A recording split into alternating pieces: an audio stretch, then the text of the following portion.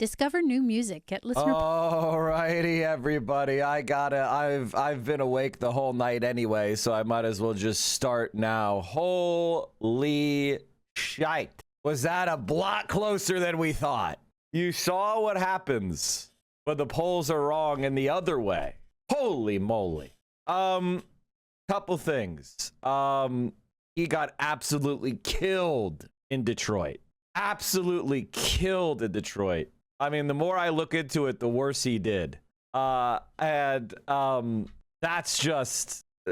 really why it was close. He did well pretty much everywhere else, but he got fucking destroyed in Detroit. My screen capture is on the wrong thing. Sorry, chat. We have infinite mic right now. Hold on. Let me fix it. What the fuck? Fix. There we go. Overall, this is the energy. We pulled it out. William Lawrence, Donavan McKinney, and of course Abdul El Sayed. There was a ton of McKinney-Stevens voters, which tells you exactly what I've been like. My reaction to this is, wow, did Abdul El Sayed do extremely poorly with elderly black voters. Like, I don't think he could have done worse with elderly. Oh, Golden Kappa hype trade? Well. But before we get into the analysis, let's just say Golden Kappa hype trade. Let's go. Let's get those unbelievably rare Golden Kappas. I think Twitch knows what they're doing. How do you think he will do against Rodgers? Absolutely amazing. Honestly, like two thoughts coming out of it. One, AOC needs to be focused on black communities 100% of the time. The second thing is where he was weakest is where the Democratic Party is strongest, aka he's gonna be fine. It would if she had won, I would think she might lose because of the kind of like the places that she would have been. The places that she is weak are the places where Democrats have not done that well. So like he's basically just going around and he just needs to do a tour around with like Obama or some shit.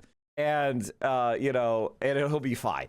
And you know, I tend to think that couple things. One, turnout was insane.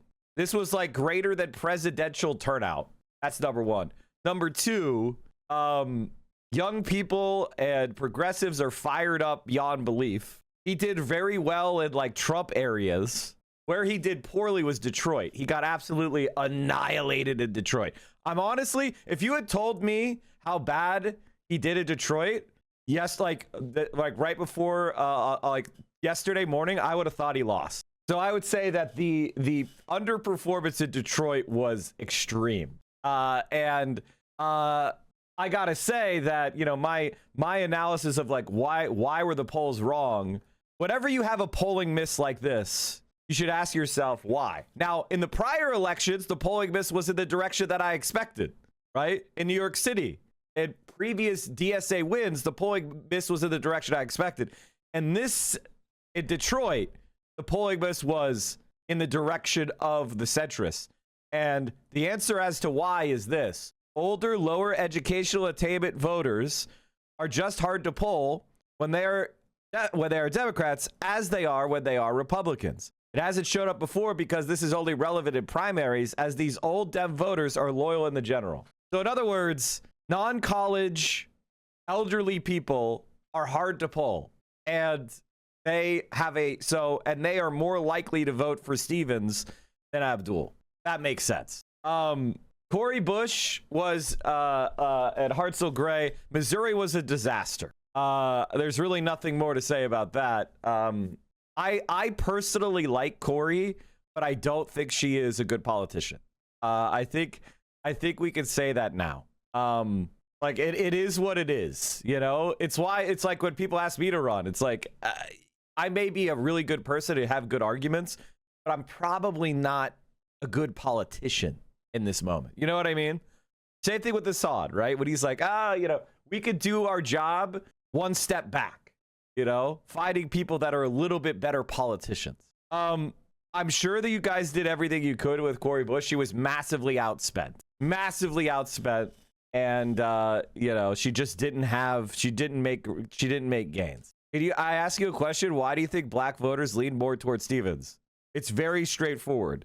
Barack Obama, Gretchen Whitmer, Peters, fucking every, like, and the idea that Obama endorsed her with $70 million. You know what I mean? Like, there was a feeling among a lot of people, basically, there's no other way to put it, deceptive ads. $70 million was spent on this. This is like me getting a picture of me with Hassan or AOC and then going, AOC loves me. And then, like, you know what I mean? Like, it's just, she was not endorsed. And the thing is, she wasn't endorsed by Obama, but Obama didn't correct it. So that was a soft endorsement by Obama. Basically, if a progressive did this, Obama would come out and say, I didn't endorse them. Like, he would go out of his way to make sure everybody knew that he didn't endorse them. So by not correcting the record, I mean, if somebody's spending $70 million on the idea that you endorse them and you don't say anything, that's an endorsement. Thankfully, he didn't, because if he did, she would have won. Am I still feel okay with South Carolina? No, I've always thought South Carolina was going to be bad. I just think it's good that it's the first state. You know, like, I feel like we could overcome it if it's the first state, you know what I mean? Like, if the first state happens and then we go toward other states and then we start winning those states, it's going to be less momentum breaking than going to South Carolina and losing. Now, going to bed, but if El Sayed wins this race narrowly, one of the first things he'll be told to do is kick Assad Piker to the curb to campaign statewide. And the Schadenfreude is delicious. Even if he first of all, this wouldn't even work. Like, he campaigned with Hassan, the Republicans are going to be able to say he campaigned with Hassan. By throwing Assad away, he would thereby validate their argument and lose, because then it would be the Hassan Piker conversation. He'd just be like, shut the fuck up. Donald Trump is president. The other thing is, thank God Hutch had Mallory McMorrow on his stream. My queen. 61,250 votes. And I can tell you, if she hadn't been on the ballot, Haley Stevens would have won. The power of white women is incredible. White women, that was the other thing about this race. Haley Stevens was a white woman. And white women in Democratic primaries are formidable. How are the polls off? I we'll talk about it more. But whew. The other thing is, Donavan McKinney was just called. The mic from PA difference. And I want you to know that he was dragged down by Abdul. There's no doubt about it. Donavan McKinney honestly deserves tremendous credit for Abdul winning. Like, legitimately, I think it would have been even worse without Donavan. I think Donavan McKinney carried Abdul El Sayed over the finish line. There were a ton of Stevens McKinney voters, and they carried his lit anyway. Him coming on our stream and us raising that money for him, and him going on his stream and raising that money, that was probably the difference. Like, we lit, like, honest to God, we did this. Like, not just us, but like the entire progressive movement nationwide, the DSA endorsement, the money. He unseated an incumbent who was a multi-millionaire. And deep Detroit, which is where Abdul did the worst. Huge win. Oh, did I say history victories? I'm sorry. My brain may be slightly cooked. My brain may be slightly cooked because I had adrenaline the entire time. Let me just say, like, the early results were the in-person votes, and they were in line with my expectations. And I thought they would be representative, but there was a significant gap between method of vote and the result. And it was it was insane. Like, the likes of which I've never, like, it is, honest to God, how do I explain this? Honest to God, it felt like Abdul was a Republican running against a Democrat with the way the results were coming. Like, the way you were looking at the race, you were like, okay, how much did she get out of Detroit? Can we beat her with Upper Peninsula votes? Sheesh. Okay, we have the Golden Kappa hype train. And so how do I feel overall? I feel like a couple things. One, the polling was horrible. It was absolutely horrible. And you know, from this last week, I've been telling you, Michigan polling is always terrible. They missed in when they had Hillary Clinton winning in 2016 and Bernie won, he outperformed the polls by 19 points. For some reason, Michigan is fucking terrible at primary polling. They cannot poll Michigan. And I assumed that it would be a similar, that Abdul was going to likely overperform the polls. The truth is, no, he did not. And we know why. Because older black voters went overwhelmingly to Stevens and in unbelievable numbers. Here is the Detroit City results. She got 62% in Detroit City. Abdul got absolutely fucking cooked in Detroit City. Horrible. Now, the other thing is, guys, $70 million. $70 million. He overcame $70 million. The endorsement of Gretchen Whitmer, of the outgoing Senator Peters, of Chuck Schumer, the Democratic Party, fake Obama endorsement. Do you understand that this is a world historic victory? And the only reason we feel any type of way is because the polling was incredibly wrong. And we believed it. Okay? Like, we believed the incredibly wrong polling. But if you look at, if you get rid of the last like 10 days of polling and you look at these results, this is unprecedented world historic W. And even more importantly, we won a DSA candidate in deep Detroit, in the heart of Detroit. And that's why when I had Donavan McKinney on, and this, by the way, this was just called 24 minutes ago. Donavan McKinney has won. When I had Donavan McKinney on the stream and I told him that he's one of the most important leaders in the entire country and we're going to need him. And I asked him if he was going to step up because we need his leadership. So I hope you donated because that was absolutely vital. I love Michigan and I am so proud to have put up my hand to serve. I spoke with Abdul a few moments ago to offer him my full support as we work to defeat Mike Rogers this November. Thank you, Michigan. This is why we run in Democratic primaries, by the way. Oh, by the way, we have a Golden Kappa hype trade chat. If you sub, resub, give a prime. For some reason, Twitch decided, hey, let's have the Golden Kappa hype trade 20 minutes into the fucking stream before everybody's even awake. Let's just do it in the fucking morning when everybody's waking up and they got sleepers in their eyes. So please consider helping us carry the flame by supporting the stream early. I'm sorry for you to wake up and have to dig out your wallet. But get your Golden Kappa by subbing, resubbing, giving a bit, using a prime, or gifting at least one sub. This is why we run in primaries, by the way. This is why we run in Democratic primaries. When we win, we force liberals into the coalition in a supportive role. This is vital if we are going to come together and defeat Trumpism and fascism in America. Like, this is the reality.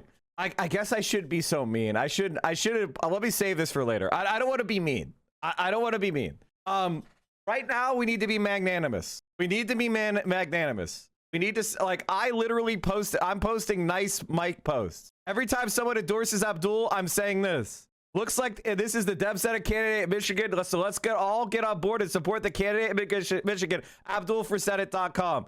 And I said, thank you, Shannon Hug. It's time for Mike Was Nice because we won. We need to be good winners. We need to be good winners because we need them. All right. In order to prove this electability shit, we need them. Okay. If we want to have socialism win, we need the people that want to vote Democrat, who are to our right, to begrudgingly vote with us. The Republicans have done it. They've made moderate Republicans vote with Trump. We need moderate Democrats and liberals to vote for Abdul. So let's be normal and nice. Let's dunk the football in our spaces to each other, but outwardly we can be nice because they're not going to. Abdul's going to be the one who's in power, not them.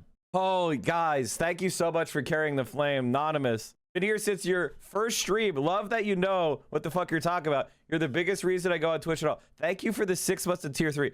I mean, let me just say this. God damn is Obama powerful. God damn is Obama powerful. It's scary.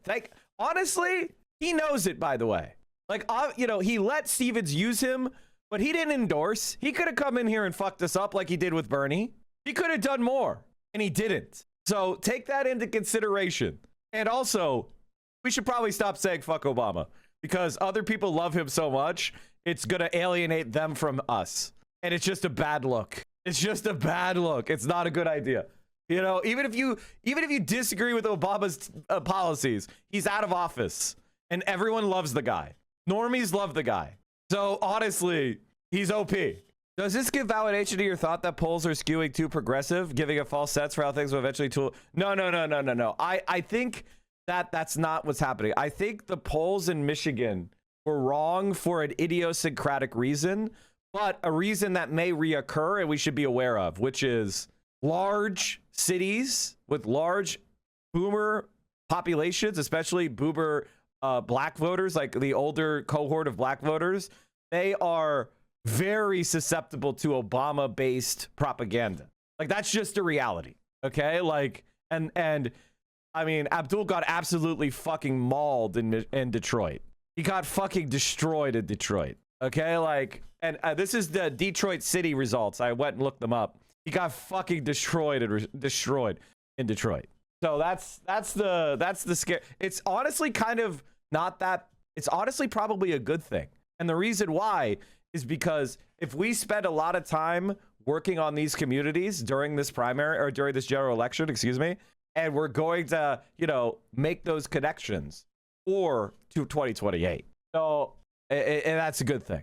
The DSA needs to do better with black people. As I've said before, black people are with us ideologically, but they have third spaces, especially elderly African Americans, like where with people who they trust, who have earned it through decades. You know, like the Democratic Party machine has earned trust with these people and worked with them and been in their spaces and have the cultural awareness and integrate members of their community and leadership and all sorts of stuff that takes a lot of time. And it's not something that white guys like me can win over just because I say I support reparations or something. You know, like, I think the problem that the left has had with these type of voters is centering whiteness. Ironically, I think the rad libs have centered whiteness in the sense of, oh, it's because Mike hasn't, you know, Bernie didn't support reparations enough or something. That's centering whiteness. And that is honestly white people opinions. The reason why we haven't done well in these communities is because you have to be a part of the community. It's not about what policies you have. It's not about like self-flagellating hard enough. It is about having those communities be part of your movement, like physically. And the Democratic Party machine has earned this. And I think that's, you know, I think it's hard for a lot of lefties to like, kind of like recognize that and go like, hey, maybe the machine has done stuff to earn this trust and support that we overlook. And it's also like, another thing is, can we stop with the Reddit atheism? It's fucking cringe. Try like looking down on churches and looking down on these community spaces, looking down on these things alienates us from people who agree with us. By the way, if we go and talk to these communities, they agree with us on policy. But to them, it's just this, flapping your gums until you prove it. They might shake their head and say, yeah, that would be nice. But I don't think white people are going to do that. I got to stick with who I know. I got to stick with the people that actually brought the turkey to Thanksgiving. And we have to be pro-Thanksgiving. We need to stop with the rad lib white people shit. Like, I'm sorry, the upper middle class white people stuff needs to go, okay? You know, self-flagellating over fucking Thanksgiving needs to go, okay? That's nonsense. All right, let's just stop it. Let's just stop that, please. Delete all that shit, and then if somebody brings it up, go, man, woke one was crazy. I love Thanksgiving. What do you think went wrong with Corey? Exactly what I'm saying happened to Abdul, happened to Corey. Corey did not have... I don't want to beat up on Corey. I don't think it's necessary. I don't think it's necessary. But let me just say, I don't think she's a very strong politician. I like her personally. I think she did a lot of good work. But, you know, I don't think she's a very good politician. And it is what it is. And also, she got massively outspent. Oh, yeah, I saw the shots fired. Don't even get me started about the shots fired. Hartzell, he put it a good... As a PSL member, you're absolutely correct. It's one of my criticisms of DSA. You guys are obviously doing good work. You guys are afraid to go into POC areas and other inner city areas. The reason why anarchists and some ultra-lefty groups are usually from these areas, and it's because they do mutual aid or part of the community itself. Oh, for fuck's sake. Can you give me a better stream? And all of that has been a lie. And what I can tell you is the energy. Can we give me a not TikTok stream? Let's do a not TikTok stream. Knees bent. Yeah, I saw that. Than in the Republican primary. Okay, well, this guy's, I don't know who this guy is, so he's just let him. Oh, by the way, chat, we have a golden Kappa hype train. If you sub, resub, give at least 200 bits, use your prime, or gift at least one sub right now, you get a golden Kappa hype train. We only have 15 seconds left to carry the flame and celebrate our win. You get it for an unbelievably generous 24 hours, so sub now, gift now, bit now for a golden Kappa. Who doesn't want a golden Kappa? We need like 50 subs to keep it going. Okay, we need 17 subs. All right, it didn't happen. All right, thank you guys for the level 13 golden Kappa hype trade to start the stream. Why is it 200 bits minimum? Because this stream has thousands of viewers in it, and people should not be allowed to bother people, get attention for pennies. Honestly, 200 bits is too low. I should raise it to 500. Mike, did you get any sleep? No. Why would you sleep? I haven't eaten since yesterday, like afternoon. And I'm not going to sleep because I have 100% adrenaline. I have to say that normally I am a very stoic, hardened operative during election day. But this election almost felt like I was on the ballot. It felt like I was on the ballot. Yes, I was nervous because he was on a terrible trajectory. Frankly, I'm so doom-pilled on black boomers, I feel like this is the only way forward. Guys, I just got off of saying how it's not because of the policies. We're not going to win over black boomers in primaries by having more and more radical policies. That is centering white people. Stop centering white people! Fucking racist ass. Fucking liberals, man. Jesus. The reason why is because we didn't have those relationships. And you know how I know? You know how I know that? It's not about policies needing to be more radical. That's nonsense. That's white people shit. Do you see this name? Donavan McKinney, 53% in Detroit City. Do you see that? DSA nominated candidate. Do you see that? Did he have more radical policies than Abdul? No. It was he had the relationships. He was a black man in a black community that had relationships. And he was able to win because of that. It wasn't just because we weren't radical enough. Like, come on. Jesus Christ, you're centering whiteness again. You're centering the idea that white people need to be talking more about what they're going to do for black people. That's not what it is. We need to earn their trust by being in that community and working our ass off. And so when AOC is running, Donavan McKinney, who's done outstanding constituent services in Detroit, endorses her.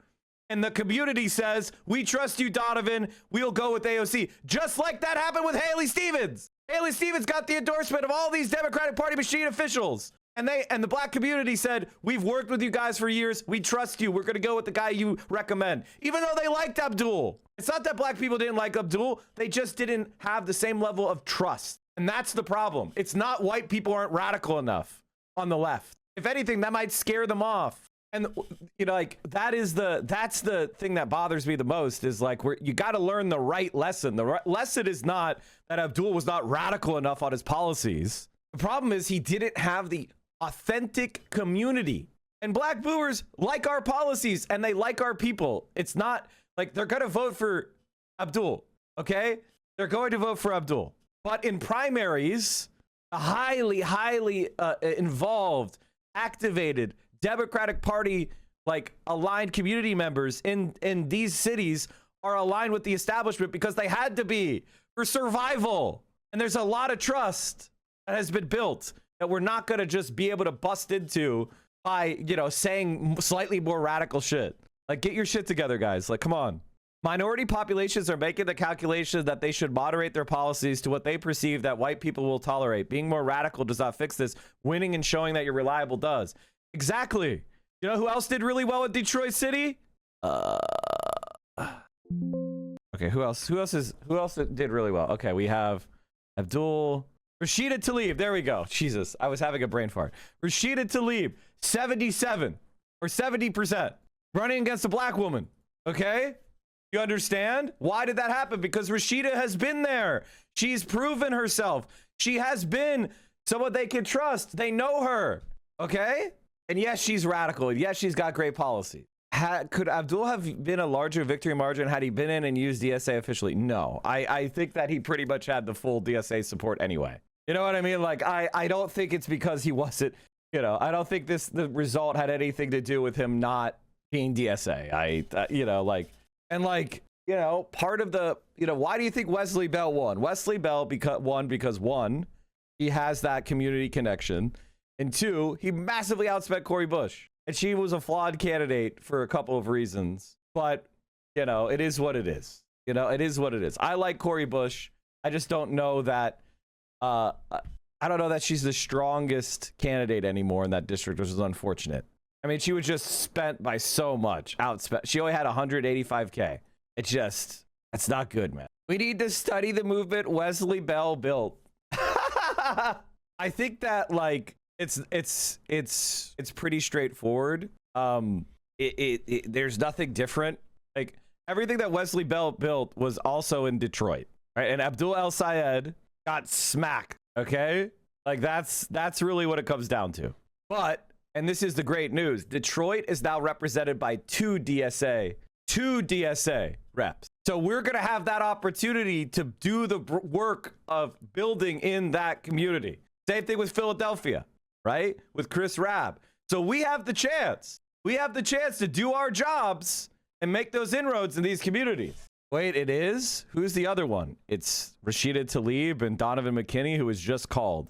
Donavan McKinney has ousted Cherie Thanadar and called by the Associated Press and the New York Times. That's the Mike from PA difference. And, you know, I don't want to leave him behind, but William Lawrence has won the election because for some fucking idiotic reason, the establishment decided to run two people. Why? I have no idea. It's fucking awesome. And so he won. I call this the AOC method. This is what I expect to happen in 2028. We're going to have Kamala Harris and Gavin Newsom each getting 25%. And AOC can cruise with 44. And, by the way, this is a top targeted seat for the Democrats. So William Lawrence is running in a purple district. So we're going to need a strong campaign. So William Lawrence plus Abdul, that's going to be a purple state progressive senator and a purple state, purple district congressperson. Probably one of the most important races for us going into November. Mike, I have a good clip for you. Dems ratings are so low since they're not delivering. Well, my dear child. Justa? Oh. Okay, bueno.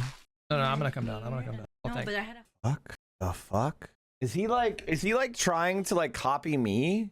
Is that what he's doing? Is he trying to copy me where Vio brings me food? He's like, is that what's happening? But he's being emasculated while it happens? You see, in America, when you lose elections and you lose control of Congress, you just can't really do a lot. Dems ratings are so low since they're not delivering. Hutch, I want to explain something to you, which is the job of a politician is both to legislate and to communicate. That's why Zoran Mamdani is so popular, because he legislates and he communicates. If you do only one of them, you're a piece of shit. If you do neither, you're fucking useless. And the Democratic Party does neither. They don't communicate and they don't legislate. They could be doing a lot more filibustering, a lot more performative and procedural blocks. They could stop voting for Donald Trump's cabinet members and judicial appointments and laws like the Lincoln Riley Act. So and the problem is people like you, James Carville, after Trump won, they came out and said, let's play dead.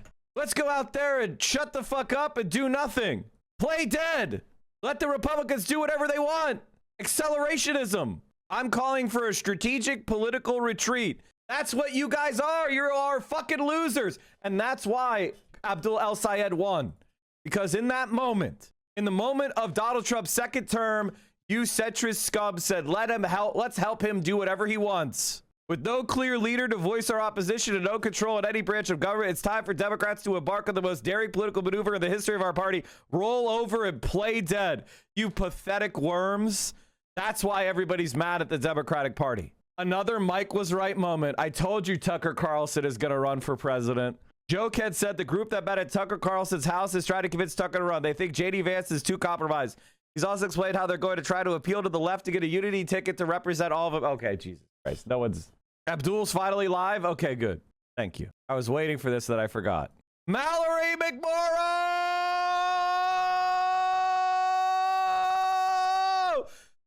always liked Mallory McMorrow.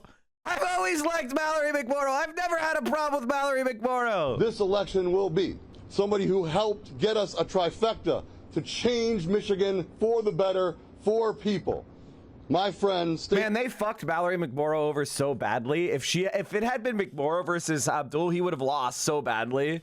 He would have gotten completely destroyed. If it had been Mallory McMorrow versus Abdul, he would have fucking gotten destroyed. She would have won by 10. Holy shit, thank God they kicked her out. Holy hell, did we get saved by their terrible, terrible tactical decisions. Senator Mallory McMorrow.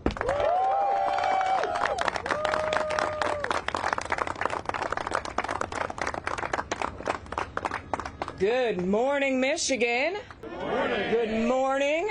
Did everybody get a little bit of sleep last night? We're doing okay?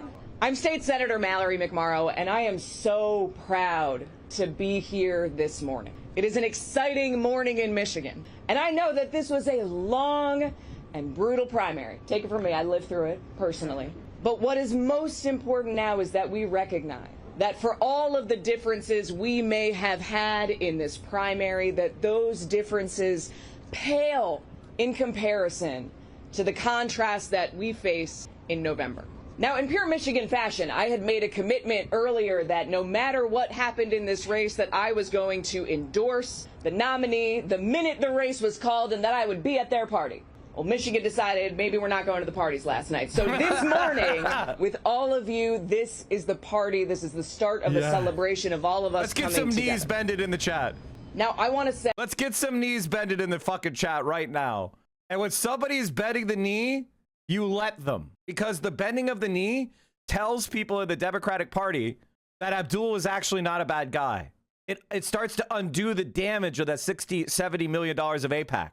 So we're going to be magnanimous. We're going to accept their capitulation. We're going to accept their surrender. Supporters, to the supporters of Congresswoman Stevens who fought hard, and to the Congresswoman herself, thank you. Thank you for putting your name on a ballot. Thank you to everybody who volunteered. Thank you to everybody who organized. Thank you to everybody who poured your heart and soul into these campaigns for almost the last 2 years. We need all of you, all of us, to stay in this fight every minute going forward, because I can promise you that today, Mike Rogers and Donald Trump are looking at Michigan and they are hoping that these family fights that we had, the disagreements within the Democratic Party, are the fights that we're going to retain through November. They will be hoping that we are either too hurt because we or our candidate lost, or too proud because our candidate won to not be willing to reach across and bring somebody in, or just to be too sad to move forward. Well, this morning, are we ready to show the rest of the country what Michigan is made of? Are we ready to show the rest of the country what it looks like when Michigan fights and wins?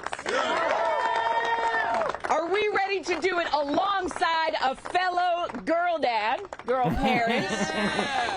And I just want to give a huge amount of credit. I mean, look, this is an ugly business sometimes, and I just got to meet Sarah, Abdul, thinking about our girls and the future that it's going to mean for them in this state and in this country.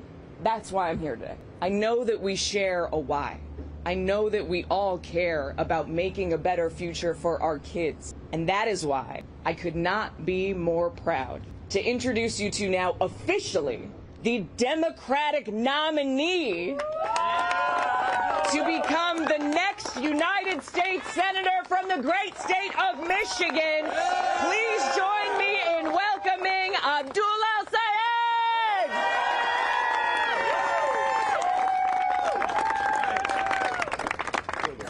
We got the cat. I just want to say how grateful I am to my colleague, Senator McMorrow, Chairman Hertel, to all of our incredible supporters here. What a race. You know, in the words of Muhammad Ali, we shook up the world. And I want to say, just first and foremost, it's good that she's bending the knee, but the racist, vile shit she said about Abdul and Hassan is not acceptable. Bro, I need you to learn how to win. I need you to learn how to win. When she is doing exactly what she needs to do to undo white supremacy by helping him take power. Yeah, she did fucking aggressions. Yeah, it was probably pretty problematic. Who gives a shit? She's making it up by doing what she needs to do to give him power over herself. That's the most important thing. Get your shit together. What are you doing? Let people bend the knee. Honestly, like Hassan, like had a clip yesterday that I did not like, where he was like, fuck you, you're all Islamophobic. And the answer is like, yeah, they were. They were. Now is the time to let them bend the knee. Now is time for them to say, we want Muhammad to be our fucking senator. Nothing feels better than winning and getting to vote against Israel and take away Israel's money. You want to fight Islamophobia? Take away Israel's money. That's what it's about, man. How grateful I am for the opportunity to participate in democracy. Now, my family... Nah, I disagree. Never make it okay to be racist. It's not okay to be racist. That's not the point. We called them out at the time. We won. And now they're kissing the ring. This is part of the strategy of victory. It's why I've been talking to you guys about the Chinese Revolution. The reason why the Chinese Revolution went the way it did is because instead of looking for spies, we were looking for recruits. Stop looking for reasons to exile and try to attract people. If somebody's ready to kiss the ring, if somebody's ready to join in and say, we support you, and you're in control of power, then you take it. Politics is a dirty game. And part of the dirtiness is hugging people that were just punching you in the face, because this is about our power. Well, Haley Stevens' voters come in ties. She just endorsed him. She spent $70 million attacking him. This morning, she endorsed him and she called to concede graciously, which again is important. We need Haley Stevens' voters to win. It's time to gather people up. And they're not asking for anything. That's the thing you gotta need to understand. They're not asking for anything. They want to come to us and say, we support you. They're not asking us for anything. They have bent to the knee. They have given in. That is what we wanted. I'm sorry it feels weird. It's not a normal feeling for a lot of socialists and progressives. I know it's not. I know you're used to losing. I know you're used to feeling disappointed and frustrated and angry and powerless. Well, now you are powerful. And when you are powerful, what happens is people kiss your ass. People come to you and say, I support you. You won. Act like it. Act like you've been in the end zone before. It's not a time to collect grievances because we won. It's time for us to soothe people's ruffled feathers because it's in our interest to do so. Medicare for all. Money in your pocket. No more foreign wars. No more money for Israel. That is the platform of the Democratic Party in Michigan.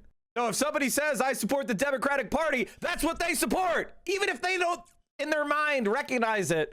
When you vote for someone who has that policy, even if you are begrudging, even if you are mad about it, you are doing it. And so what I'm trying to tell everybody is learn to win. Learn to be a winner. Because we've still got another fight. Mike Rogers.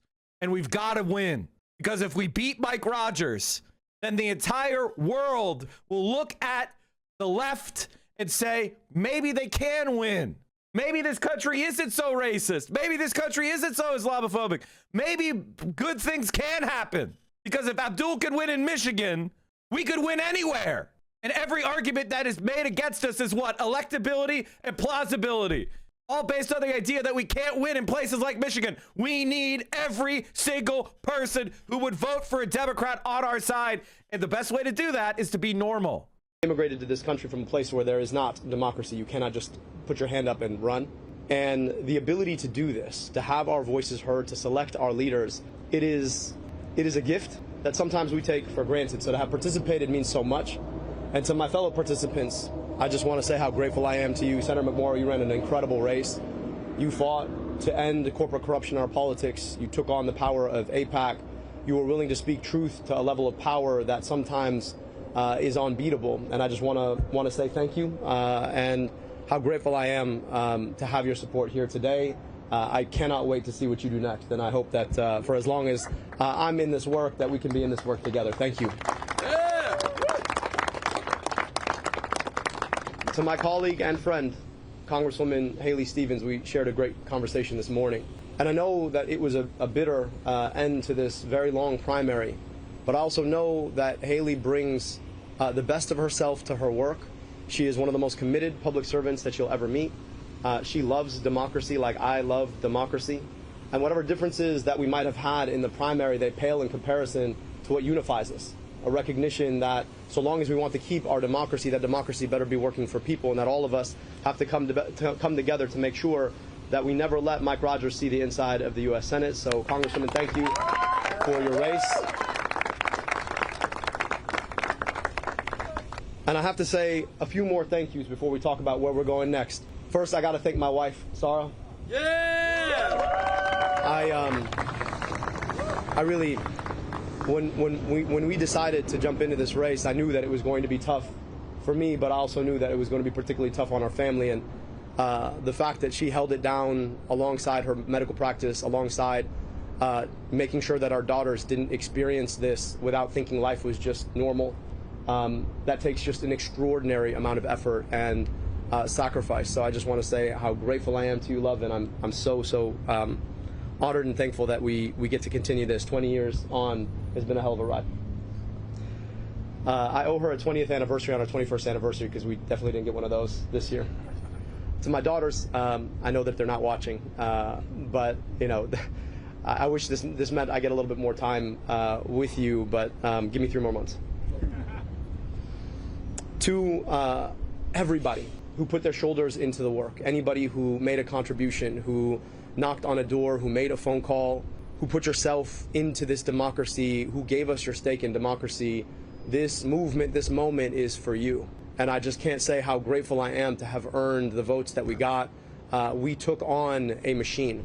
You're not supposed to be able to beat $70 million of outside spending, a record amount of money spent in a campaign against a Democrat in a primary in any campaign. You're not supposed to be able to beat that. And what we showed is that the power of our many is greater than the power of their money. What we showed is that if you're willing to build a movement brick by brick, if you're willing to go and travel your state and have the conversations in rooms big and small, starting in moments when people aren't even paying attention to an election, but are paying attention to the price of gas and the price of groceries and the price of housing and the price of healthcare, that you can build a conversation that builds into a movement that defeats Goliath. This is what you all showed.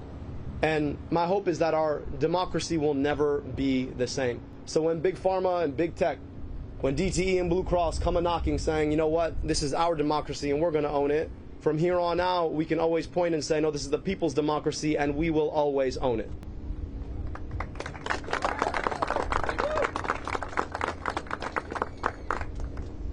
This would not have been possible without the incredible efforts of so many allies and allied organizations. I gotta give a special thank you to my first endorsers.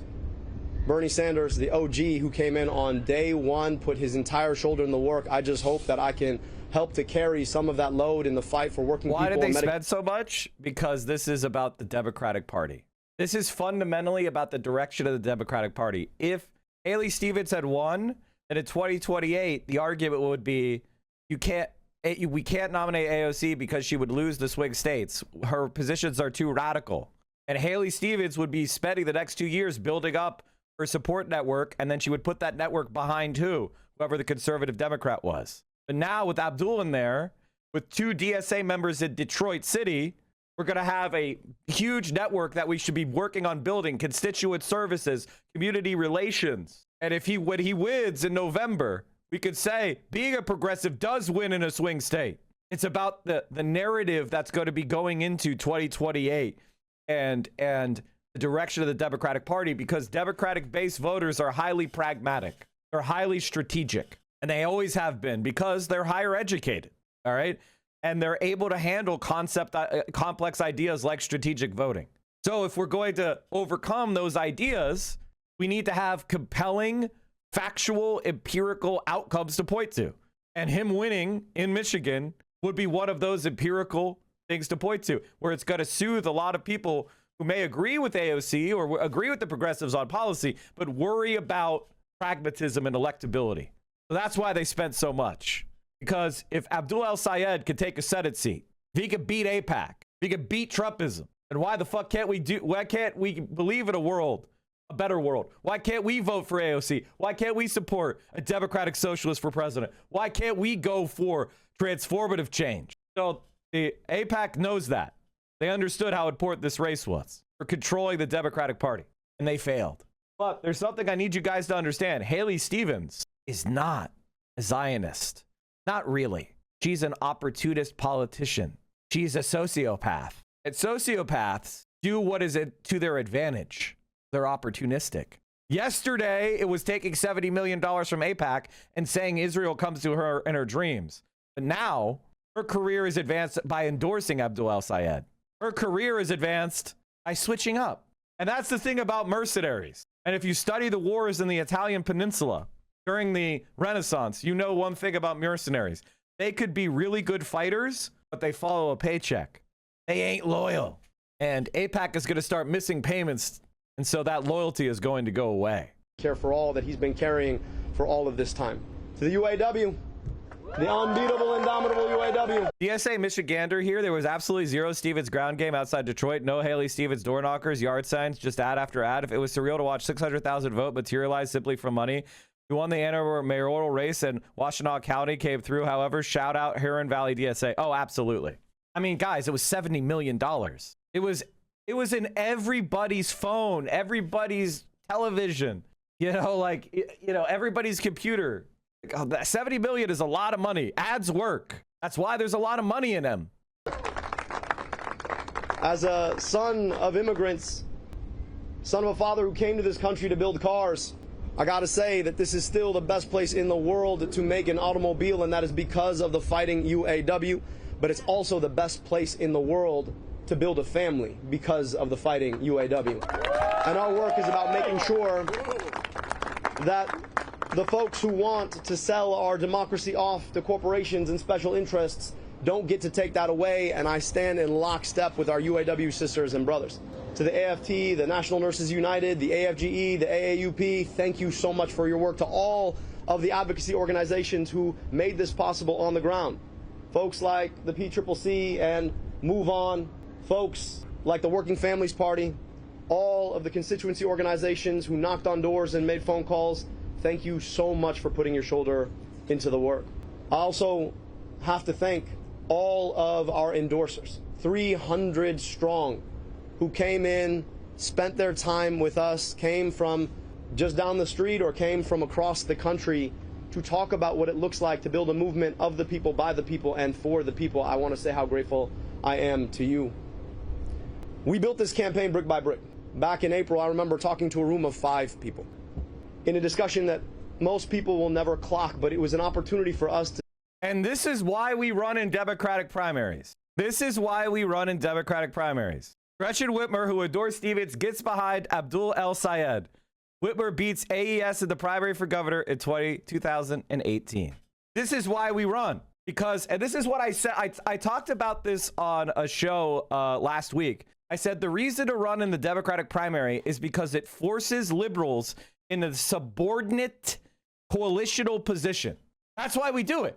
Because we don't currently have a socialist majority in America. So in order for us to carry forward our movement, we need to have a broad-based popular front against fascism that includes liberals. However, for us to advance our movement, we need to be leaders of the movement and not subordinate like we were with Biden. That's why we run in the Democratic Party, is because we're forcing them in a subordinate position. If you're a socialist, you should understand why that's good. And the people that are most likely to be radicalized to socialism are who? Liberals, not fascists, not right-wingers. So, like, again, I'm not saying it can't happen. I'm sure some of those people will do it. But if you're talking about numbers, if you're talking about where is the bulk of the people that we're going to win over to our side, they're liberals already. And then there are disillusioned people who are sympathetic to the left. This is why we do this. And for everybody who doesn't think about it, go and see what just happened to Miss Trotskyite. She finished 3rd, and she's out. Meanwhile, Abdul al-Sayed won. Donavan McKinney won. William Lawrence won. We run in Democratic primaries, we win, and then they bend the fucking knee. Very straightforward. Okay, let's go back to Abdul. I'm sorry for interrupting his speech. I'm just hyped. We now know the correct answer. Running in Democratic primaries is the correct answer. In this moment in time, in most circumstances, running in the Democratic primary is correct. It is going to advance socialism and advance the left much more than doing independent third-party runs, except in very limited situations. I'm not against it. It's just, for now, it's the right move. And it's just reality. There's really no more debate. We just won a statewide office in a swing state, or at least a nomination. Share a honest conversation about pain and about purpose. And I've been able to have 500 more of those discussions over the past 15 months. I trained to be a doctor, and the single most important moment that makes a clinical encounter is that moment that somebody shares their pain with you, believing that you could do something about it. I don't practice medicine, as has been well documented by all of you. But I hope that I get to practice that part of things. And I've been able to practice it, but it requires people being willing to share their pain with you so that you can do something about it. That is a moment, a piece of vulnerability people give you because they believe that you can actually fix it. It's an investment, sure, in a campaign, but it more is an investment in democracy. And as we traveled our state, we were in living rooms in Lansing, VFW halls in Escanaba, basements in Grand Rapids, churches in Detroit. I got to meet so many of you, Michigan, so many. And you shared both what caused pain, but also what brought purpose. And we forged a movement out of that to get money out of politics, put money back in pockets, and pass Medicare for all to guarantee health care in this country.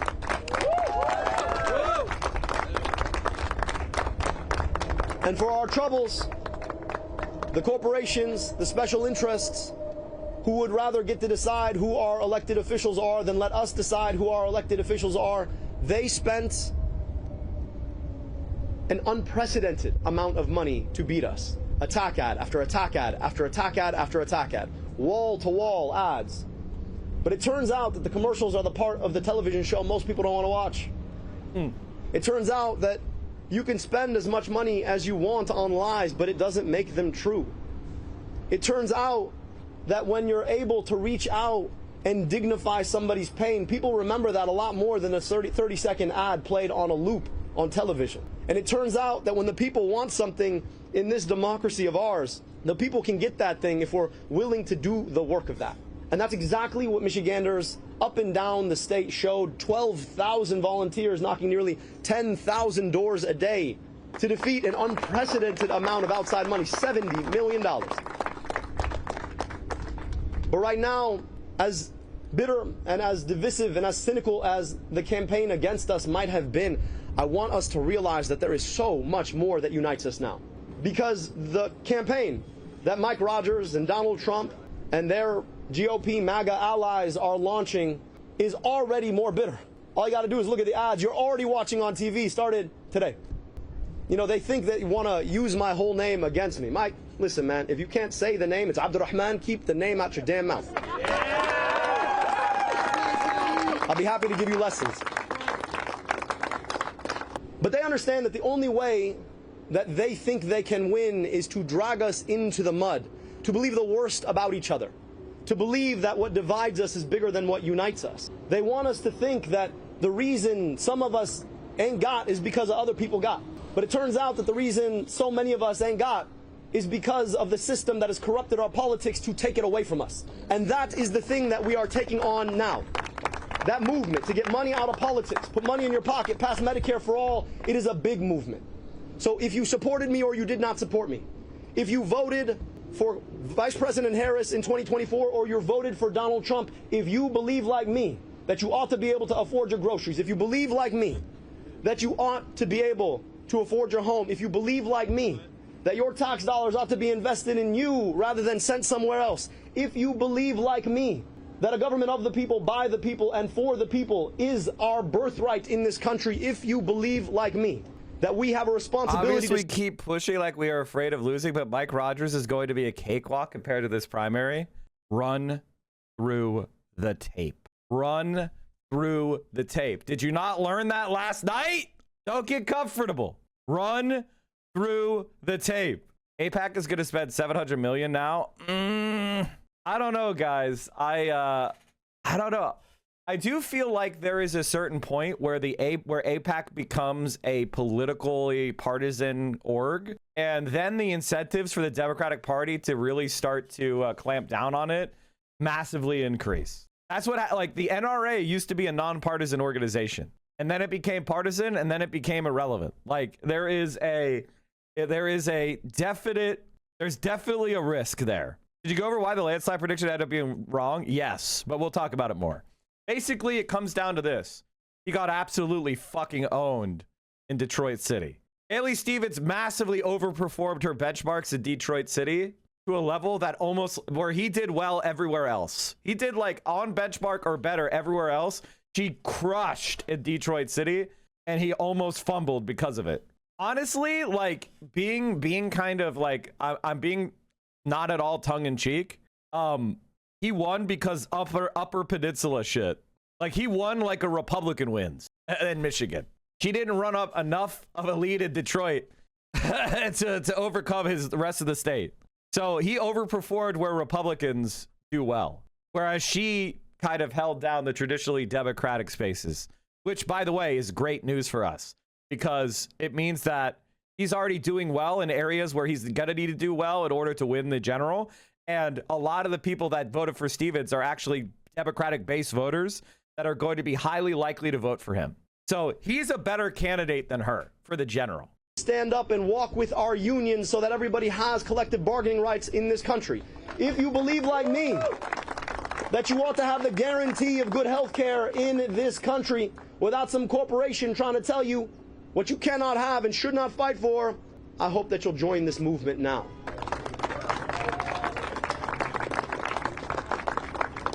I want to speak specifically to an issue that has been focused on in this race. To my Jewish American sisters and brothers, one of the most indelible memories of this campaign will have been the opportunity to break bread with you at Seder, to worship with you at Shul, to be embraced by you.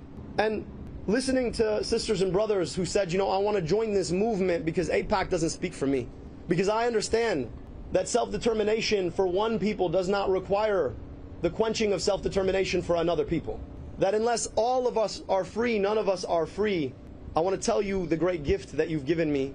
And to all of my sisters and brothers of the Jewish faith, or any faith at all, or no faith at all, I want you to know that my commitment to your safety, my commitment to Jewish safety, is the same commitment that I have to the safety of my own daughters. Because if there is one question of a political philosophy that ought to animate us all is, what would we build, what would we do if we treated all of our kids like they were all of our kids? How would we spend our money? Where would we put our investment? How? I'm live in Michigan. I'm already getting mail against voting for him. Yes, that was from the primary. They're not going to be spending money now. They're probably gonna start general election stuff in a few weeks. AIPAC statement. Our members remain determined to ensure that voters reject Dr. El Sayed and his radical anti-Israel agenda in November. Good fucking luck. You just blew $70 million in donor money. God damn, that's embarrassing. All that we need to see. So what do we need to see? We need to see, it seems like ABDUL is a very good politician in that he has gotten the Democratic Party to line up behind him.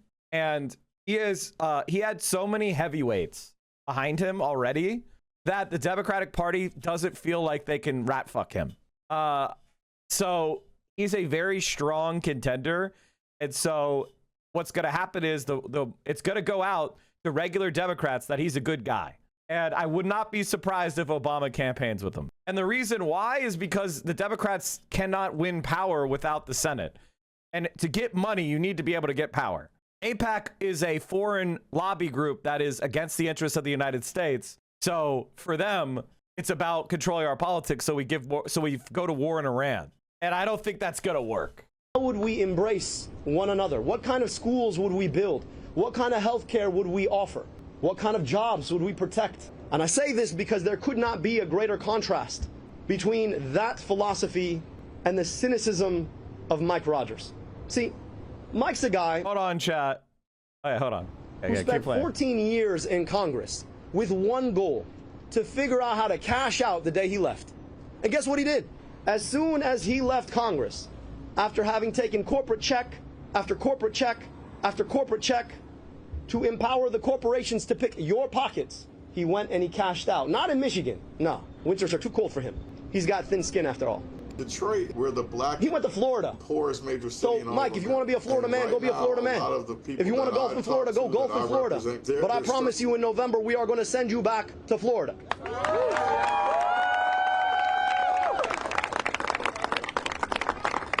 Mike Rogers is the guy who wants to put a data center in your backyard so he can make himself feel a little bit more manly by making an AI video. Mike Rogers is the guy who has never shied away from a DTE check so he could turn his face in the direction of Florida.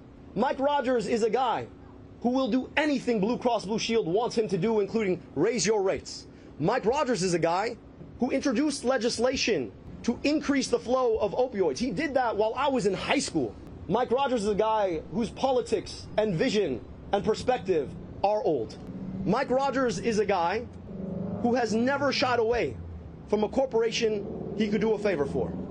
Mike Rogers is a guy who, believe it or not, went back to Florida so he could lick every single boot Donald Trump owns to beg for his endorsement. I'm so sorry. If you want a senator who's going to lick some boots, fine, go vote for Mike Rogers. But if you want a senator who's going to stand up to Donald Trump, then you've got your option right here. And what's funny about Mike Rogers is that he's like the worst of all versions of the Republican Party, right? He's the worst of the neocon version. I mean, he was in the House during the entirety of the Iraq War. He left because he got tired of it. And then he swore up and down he could never support Donald Trump until, of course, he was licking Donald Trump's boots. So now he carries the burden of both of those things. Is he MAGA? Is he neocon? Nah, man, he's just a corporate sellout. So, Mike, I'm going to say it right here. I know you're going to say no because you're a coward. 5 debates, all right? Yeah. If you're willing to stand with me and have a conversation, you and I both know that you will wither in front of your own crimes. But I'm going to make sure Michiganders know about them. Because at the time we're done, you are not going to have safe quarter from people holding you accountable to what you've done for them here in Michigan. We will send you back to Florida where you belong. 5 debates. I'm hoping for an answer today. It's going to be a lot of fun, my guy. But I want to finish here because it's not about Mike Rogers. It's not even about Donald Trump. It is about who we are as a country. I worked in that building right there. In fact, you can see the window of my former office. And there are moments I had to pinch myself because my story in America is about as unlikely as it gets, but for an accident of history that allows my dad to immigrate to Detroit to go to Wayne State University. I was supposed to be a cab driver in Egypt, like my cousins. I would spend a lot of my childhood summers in Egypt. I'd spend them there with a front row seat to what my life should have been. Except for I got to be born in America, where I got vaccinated against diseases that killed an aunt and uncle I never got to meet. They died before their first birthday. I got to go to amazing public schools, an incredible public university. I got my medical education paid for by a public agency at the NIH. That's what America gave me. Now, the crazy thing is I grew up not 20 minutes from here. And in traveling 20 minutes, I travel a 10-year life expectancy gap. I got to meet kids who never got the opportunities I got, despite the fact that their families had been here far longer than me. I know what America gave me, but I also know what America continues to deny too many of her own children. And a lot of my work in that building right there was about trying to address exactly that. And I kept running up against one thing, the kind of politics that tell us that we cannot invest in those children because we should be sending their money to deny rights to other children abroad. A politics that tells us that the corporations should do what they can and the rest of us do what we must. A politics that tells us that our democracy is there for the taking if you have enough money to take it. And so when the opportunity to run for U.S. Senate came up, I realized that this was a fight not just against Mike Rogers and Donald Trump. It was a fight for the kind of America that can give what I had to all of her children. That is the work in front of us. This country of ours, this America of ours is more than a flag. It's more than a set of colors. If you're a patriot, then you better fight for an America that is America for all of her kids. Hell yeah. That's what this is about. Building a movement to take our democracy back, to serve the people who absolutely deserve the best of what America has to offer them. That's the commitment all of us are making. So whether you voted for me or voted for my opponent or didn't vote at all, we're inviting you to that movement to get money out of politics so we can put money back in pockets and finally guarantee the promise of health care through Medicare for all. And I am so honored for all of the folks who've already invested, to all the folks who haven't. I cannot wait to meet you and let's go win in November.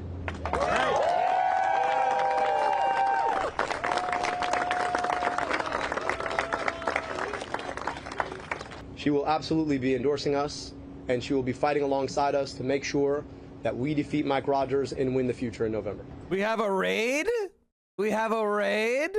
Shy Thembo, thank you for the raid. Big raid. I can't hear shit. Make it work for the Democratic Party to unite and also reach out to those right traffic. Well, I'd love to get others' perspective on this, but let me give you mine. You heard about the historic turnout. What's the best volume booster in Firefox? I don't want to get hacked. Sometimes, you know, intra-family quabbles. Mike, do you remember when you were a 2K Andy? 2K Andy? 2K Andy? Do you remember when I was 100 Andy? 2K? Shit, you're a full-blown streamer when you're 2K. 200. I remember when I was struggling with the 200 viewer wall, which is one of the hardest numbers to break on streaming, is that 200 viewer wall. Squabbles are the biggest ones. But we all know that when we walk out the house, we stand united. Shy Thembo. And thanks for the raid. Sometimes we got to have it out about the conversation about who we are and who we want to be. And I think I'll tell you that the things that unite us are so much bigger than the things that divide us. If anything, when you've got 500,000 more voters who came out to be a part of a process to pick a nominee, that means that their voices have been heard. And we're going to build a movement that reaches out to everybody. I know not everybody's going to agree with me on everything. That's not how this works. But I do know that they agree with me on the need to beat Mike Rogers and the need to hold Donald Trump accountable and the need to provide people health care and the need to address the affordability crisis that is making it so that all of us struggle simply because we want to pump gas or go to the grocery store, and the need to stop fighting stupid wars we should never be fighting. There is so much more we agree on. So I'm looking forward to unifying together. The Congresswoman and I, the Senator and I, we've had some great conversations about where we go from here, and we cannot wait to come together and win in November. Thank you very much. I appreciate it. My guess is this is the chair of the Democratic Party of Michigan.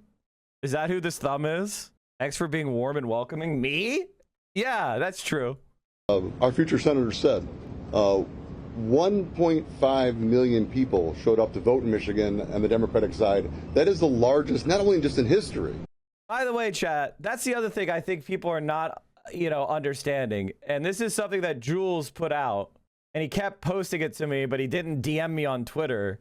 But it was a very important point. Okay, but he spammed tweets. Okay, here it is. Thank God. And then he put it into a reply. Jules, I swear to God, I'm just going to steal this image. I was going to retweet it, but I'm just going to steal it from you and post it myself. Michigan primary vote comparison, Bernie versus Abdul. Bernie won. Bernie won in 2016. Abdul El Sayed outperformed Bernie Sanders when he won in a presidential primary. So this was a huge race. Turnout was nutty. Controlling for 2024, the results kind of suggest Stevens was buoyed by crossover Republican votes, especially in Metro Detroit, where primary composition swung 30 points toward D. Yes, this is another aspect of it. Is Stevens got a lot of Republicans voting because there was no Republican primary. So a lot of Republicans came out and voted against him, but they're going to vote for the Republican in November. So those votes would have just been, those were what we call chaos votes, spoiler votes. But it's also the largest gap in history between the Republican Party and the Democratic Party. So certainly all the energy is on our side. But I also want to say this. We hold a special responsibility as Democrats in Michigan, as Michiganders in general. Michigan looks like America. We are the most diverse battleground state in the country. And so we know what that responsibility is. And I can tell you what unites us. We as Democrats believe that every person should have access to health care. We as Democrats believe that we need to lower costs for families. We as Democrats believe that it is time that we focus our attention not on foreign wars of choice and that are raising gas prices for every person here and the price of groceries for every person here. We believe that it's time to focus on America first. They say it, we actually believe it. That's right. And finally, I will say to my fellow Democrats, if that is not enough, if everything that is happening in this country is not enough to unite, How about a Donald Trump supermajority on the Supreme Court that goes on for not just my generation, but my kids' generation as well? We have a responsibility to come together, and we will. We will unite to take this country back. I guarantee it. Thank you very much.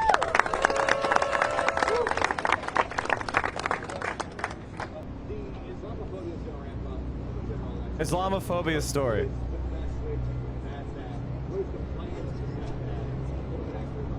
Russ, I really appreciate the question. You're right. That's the only play they got. They're going to point at me. They're going to point at my name. It's like, well, he's different. That's the best you got? You can't actually talk about what you want to do? My name is not raising your gas prices. My name is not taking us to war. My name is not the reason you can't afford your groceries. You know what it is? They're BS policies. So you can point to my name all he wants. But I'll also tell you this. I've been an Abdul in Michigan my whole life. This is like the best place in the world to be Abdul. You know why? Because Michiganders they're big-hearted, they're open-minded, they're earnest, and they're gritty. And Michiganders are sick and tired of BS politics coming in to divide us when there's so much more we can unite to actually guarantee if we're willing to come together around it. So if all Mike Rogers got is that his name is Abdul and my name is Mike, you're going to be surprised how many people will be like, yeah, but that's the Abdul who wants to bring down the price of my groceries and gas and stop us sending money abroad and make sure that I got health care. So yeah, I like that Abdul over your Mike from Florida. That's right.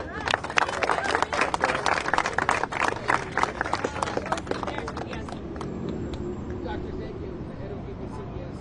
You talked about when you addressed Jewish voters in the state and the concerns they may have. They asked about Islamophobia. You know that the Republicans and others will see that one other thing, and that is things you Mike from Florida. One of them back in April after the attack on the synagogue here in Michigan. His name means servant of the most gracious. Yeah, I know.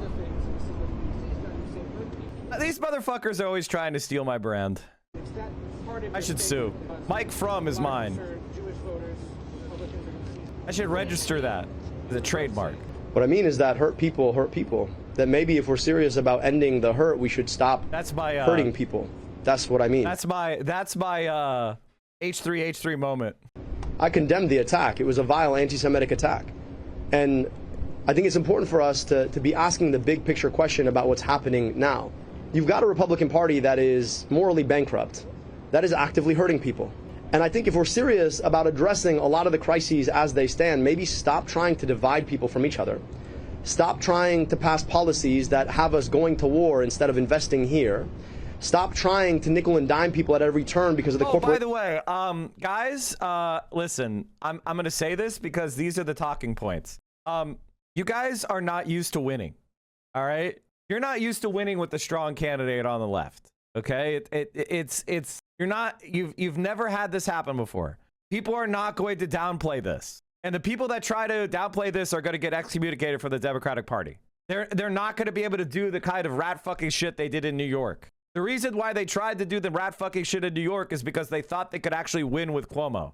There's not going to, like, anybody who tries to rat fuck Abdul is going to be called out by everybody.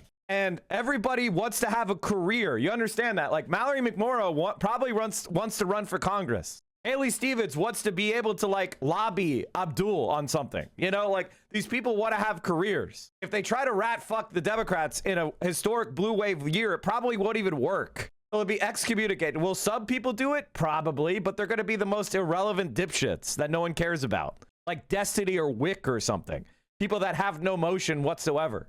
Stop doing this thing where you're like downplaying the win because you're worried that other people are going to downplay it. Be a winner.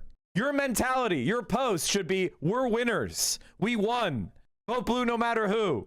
Thank you, Mallory McMorrow, for the endorsement. Thank you, Haley Stevens, for the endorsement. Thank you, Gretchen Whitmer. Big Gretchen's back. All this type of shit. Because we won. You understand? We fucking won. And in order to win, we need all Democrats. All the Stevens voters have got to vote for him. I don't know if we can, dog. It's a divide. It's not a divide. We won.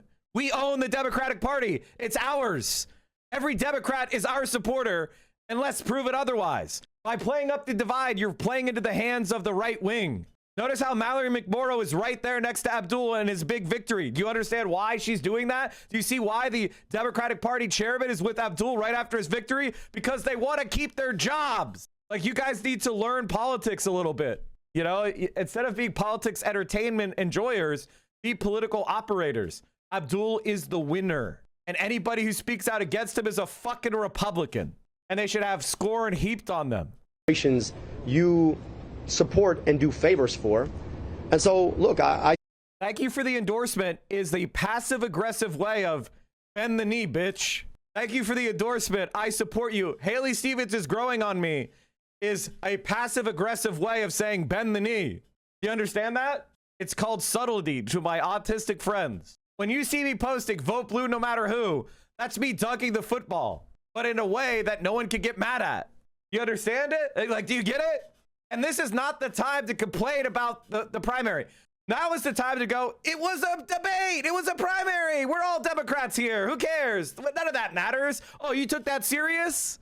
That was like that was a fight between brothers. That's not an enemy. That's my brother. What do you mean? Because we won. And it's in our interest to do that. If you want power for the pro-Palestine movement, if you want power for Medicare for all, it's in our interest to act like that. It's in our interest to build a bridge because it's a bridge for what? Our troops. You understand that, right? Like, we won the battle. We have the troops. We have the army. Their army is scattered. We're marching on to the next town. So when the bridge is built, that helps us maneuver to the next conquer. The next thing we're trying to conquer. The next thing we're trying to win. We're not fighting a guerrilla war anymore. We're fighting a conventional war. We're going for the capital. You guys are so used to hiding in caves. You're so used to you know, living in the woods and eating fucking canned foods. You don't realize we're marching on the capital, motherfucker. We won. It's a different skill set, but you'll learn. I stand in solidarity with my Jewish sisters and brothers, and we can condemn anti-Semitism, and at the same time, we can be talking about how we bring people together, and we can be talking about everybody's pain. And I think anybody who does not want to do that is not serious about actually addressing the hurt that we see across the board. So I'm trying to unify people around the things that we need and deserve in this country. And as I said, my commitment to Jewish safety is the same as I've got a commitment to my own kids. And that's the highest commitment I can offer as a father. Thank you.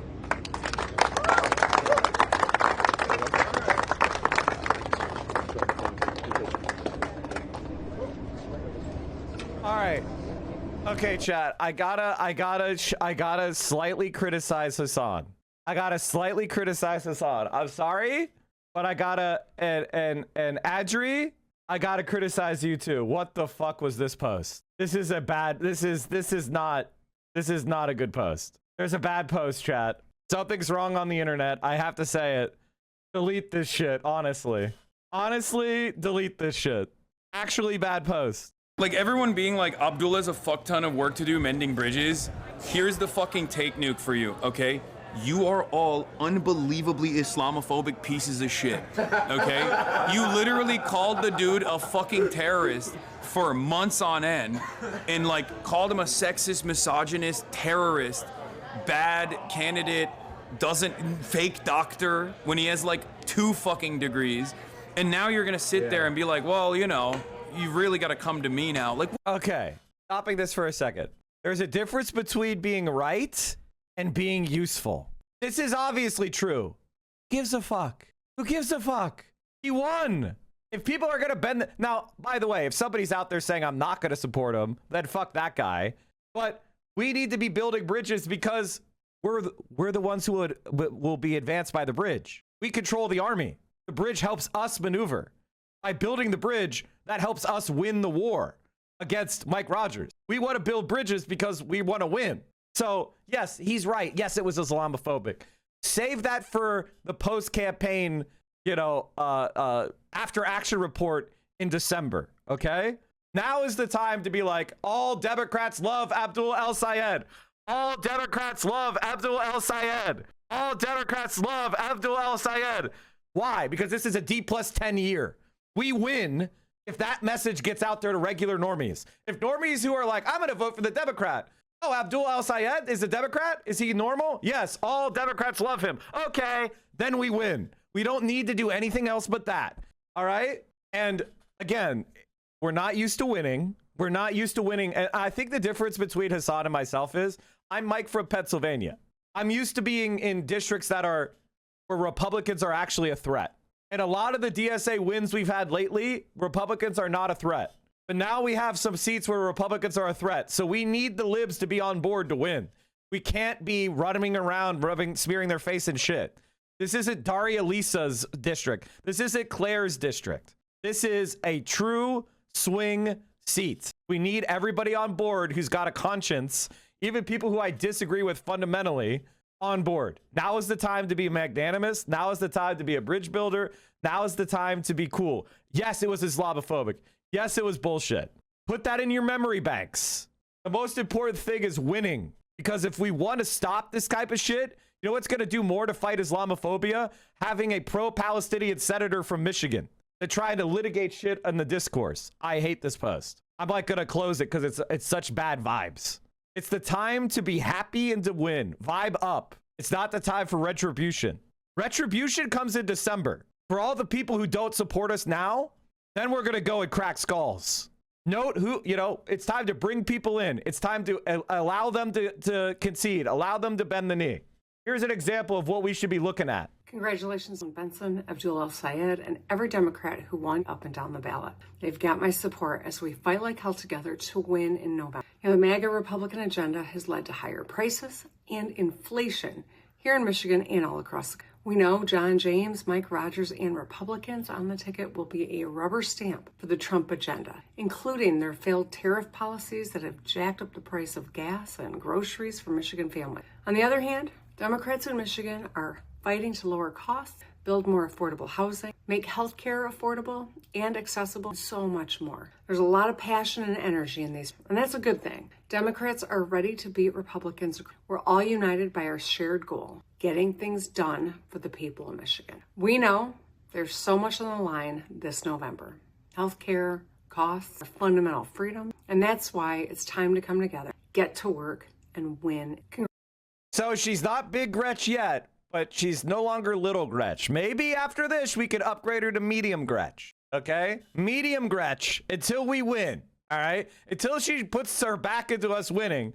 Well, I'm willing to upgrade her to Medium Gretch. Okay? And again, this is something that I think everybody needs to understand. We are in power. Everything they do to play nice helps us win, not them. Do you understand that? Everything they do to help ABDUL is them helping AOC. Everything they do to build us up helps us in the future. And they're forced to. Why? Because we won. And if they don't, everyone's going to hate their guts. They're going to blame them for MAGA. So they have to do this because we won. So let's let them do that because it helps us win. Because there are people out there that maybe they're a little skeptical of ABDUL. And they're looking to see what Gretchen Whitmer says before they really believe in him. Maybe they believe that maybe he's a little bit of a misogynist. Maybe they think he's a little too radical. And then Gretchen Whitmer comes out and says, I support him. He's the best. And they're like, oh, okay. I may not agree with him on everything, but I do trust her because she has influence. And again, we need every vote to win this swing seat. Part of being a mature movement is understanding what you need to do to win. And we're not giving up anything by letting her support us. We're not saying, okay, we're not going to do Medicare for all. We're going to do a public option. She just came out and endorsed him. That's a win. That is her bending the fucking knee. And if you want people to bend the knee, which we do, we have to be magnanimous when they do it. When a new king was crowned, all the nobles would come to the coronation and they would do something called pay homage. They would bring gifts and payments, and then they would go down in front of the king and they would go on their knees and they would swear to be a loyal subject. And then you know what the king would do? They would kiss the ring. You know what the king would do? He would pick them up, kiss them on the cheek. That is the point. It's time to kiss them all on the cheek. It's all to enjoy them. They're all coming to pay homage. Suck it in. Laugh it up because we won. You don't beat people who come and pay homage unless you want more rebellion. Sometimes sleep with their wives. Yeah, I mean, that was considered to be a faux pas. That was considered to be a dick move. I appreciate AIPAC proving it doesn't belong in the Dem Party and especially our primaries, from endorsing January 6 members to ensuring Congress remains in the hands of a 34-count felon AIPAC is an org committed to undermining democracy at home and abroad. See you in November. So I'm only telling you this, guys, because there's nothing that's going to prove us all right more than fucking winning in November. April of 2025, going to places big and small and across living rooms in Lansing and backyards in Grand Rapids and VFW halls in Escanaba and churches in Detroit. I heard what people were complaining about. They said, I don't know why it is this hard. It just shouldn't be this hard to afford a bag of groceries or to pay your rent or ever believe you could own a home or see a doctor in the richest, most powerful country in the world or pay your taxes and believe that that money is being spent on you rather than being dropped in the form of bombs on somebody else.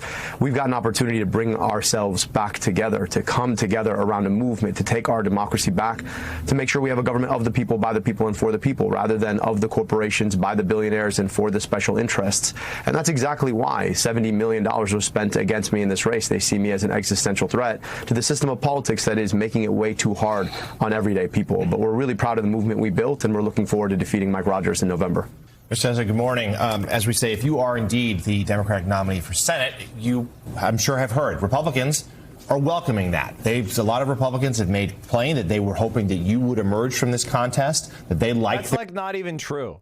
Like, this is like a lie. Basically, all that Mike Rogers said is, I feel confident against him to his donors. He didn't say, I prefer Abdul. He just said he was confident, which, what do you expect them to say? We're going to lose? Give me money?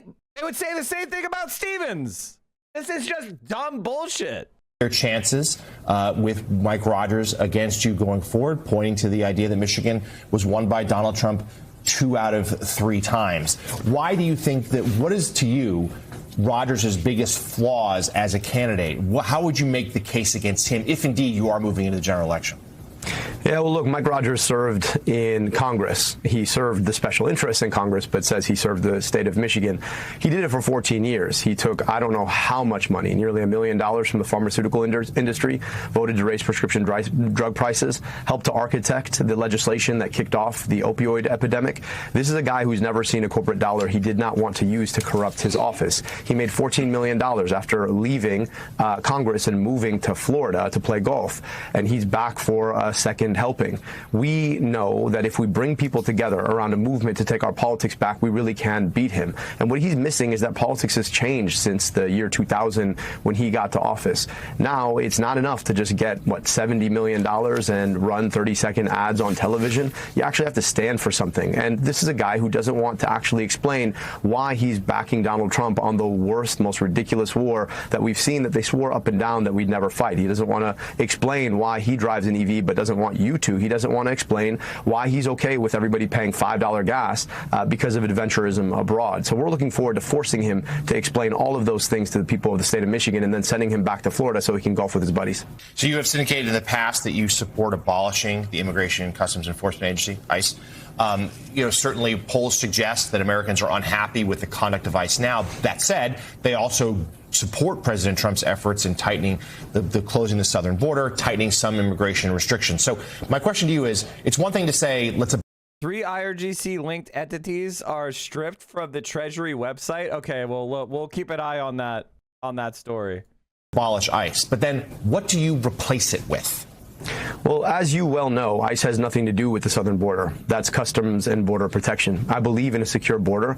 I also believe in immigration enforcement, but I also believe in not shooting Americans in the back of the head, in the face, while you're trying to do it. And maybe it's because I've served in government agencies, but once a government agency like that is told that it has impunity to do the worst things and violate the highest law of the land, which is the Constitution itself, I don't think you can reform or retrain that. I think we need to start from scratch. And ICE is not very old. It's 15 years younger than I am. It was it was a bad experiment. It's been weaponized to do the worst things, and I think we need to abolish it and start from scratch, perhaps going back to something like the INS, which for a very long time very capably enforced immigration policy without, of course, shooting Americans and violating our civil liberties.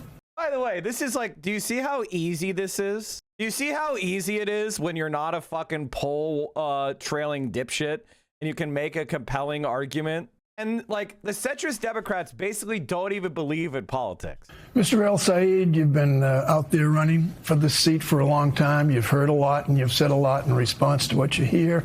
I'm going to ask you a question, pretending that I'm from Dearborn, Michigan. and I'm 43 years of age. I have a wife and 2 children, one in elementary school, one in high school. I work paycheck to paycheck. My wife and I both work paycheck to paycheck. If one of my kids ever got sick, we're done. What are you going to do for me? I believe in Medicare for all. I mean, this is the cause of my career in public service. I know that right now, too often, if you're living paycheck to paycheck, either you might be on Medicaid or you might have private insurance that you can't afford because your deductible is, what, $4,500 to $6,000, meaning you're going to go potentially into bankruptcy if you or one of your kids got sick.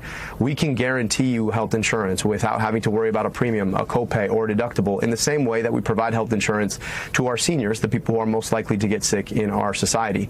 And on top of that, I think we can make Medicare whole for those seniors, covering things like vision, dental, and hearing, taking away the spend down or the deductible, taking away the premium and offering it to everybody and making it more sustainable. We can do that. But the thing that's standing in our way right now is the power of big medicines, the power of big pharma, it's the power of big insurance, nickel and diming politicians, which is why I want to get money out of politics so that we can finally guarantee Medicare for all and get a little bit more money in your pocket. Mr. El-Sayed, let's talk about foreign policy just a little bit. As you said a moment ago, lobbying groups spent a ton of money to defeat you. We'll see if they were successful when this race is called one way or another shortly. AIPAC was chief among them, spending tens of millions of dollars. They believe that you're dangerous for Israel. You think we should cut off military aid to the state of Israel. Can you explain your position on foreign aid as it applies to Israel, but also more broadly? Yeah, look, I just don't believe in unconditional foreign military aid. That includes Egypt. That also includes Israel, but it also includes Egypt, where my family immigrated from.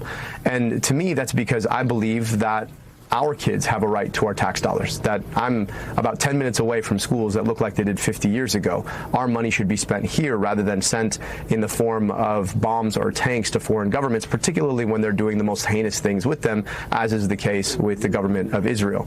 I also just believe in international law, and I think we need to hold all foreign actors accountable to that international law. We've watched as Israel has conducted a genocide, has at baseline done apartheid, and has taken us into a war we have no business fighting. So why, of course, are we sending money to that country to fund their military? So is your complaint with the state of Israel, or is it with Benjamin Netanyahu and the way he has prosecuted this campaign in Gaza? Those things, of course, are inextricable, but I think we've seen the worst of what the Israeli government has done. But let's not forget that we've been talking about an illegal apartheid regime for a very, very long time, and that supersedes Netanyahu himself. So I just think we need to treat Israel the way we would treat any other country who behaved the way that Israel is behaving. I understand that Netanyahu is a big reason why they've gotten so aggressive and, frankly, so bloodthirsty under his reign. But I also understand that it's impossible for us to say that we want a two-state solution while we've been aiding, arming, and abetting the very people who've been trying to foreclose on the possibility of a Palestinian state. And ultimately, in the end, I don't think any of us pay our taxes so that a foreign government gets a bomb or a tank.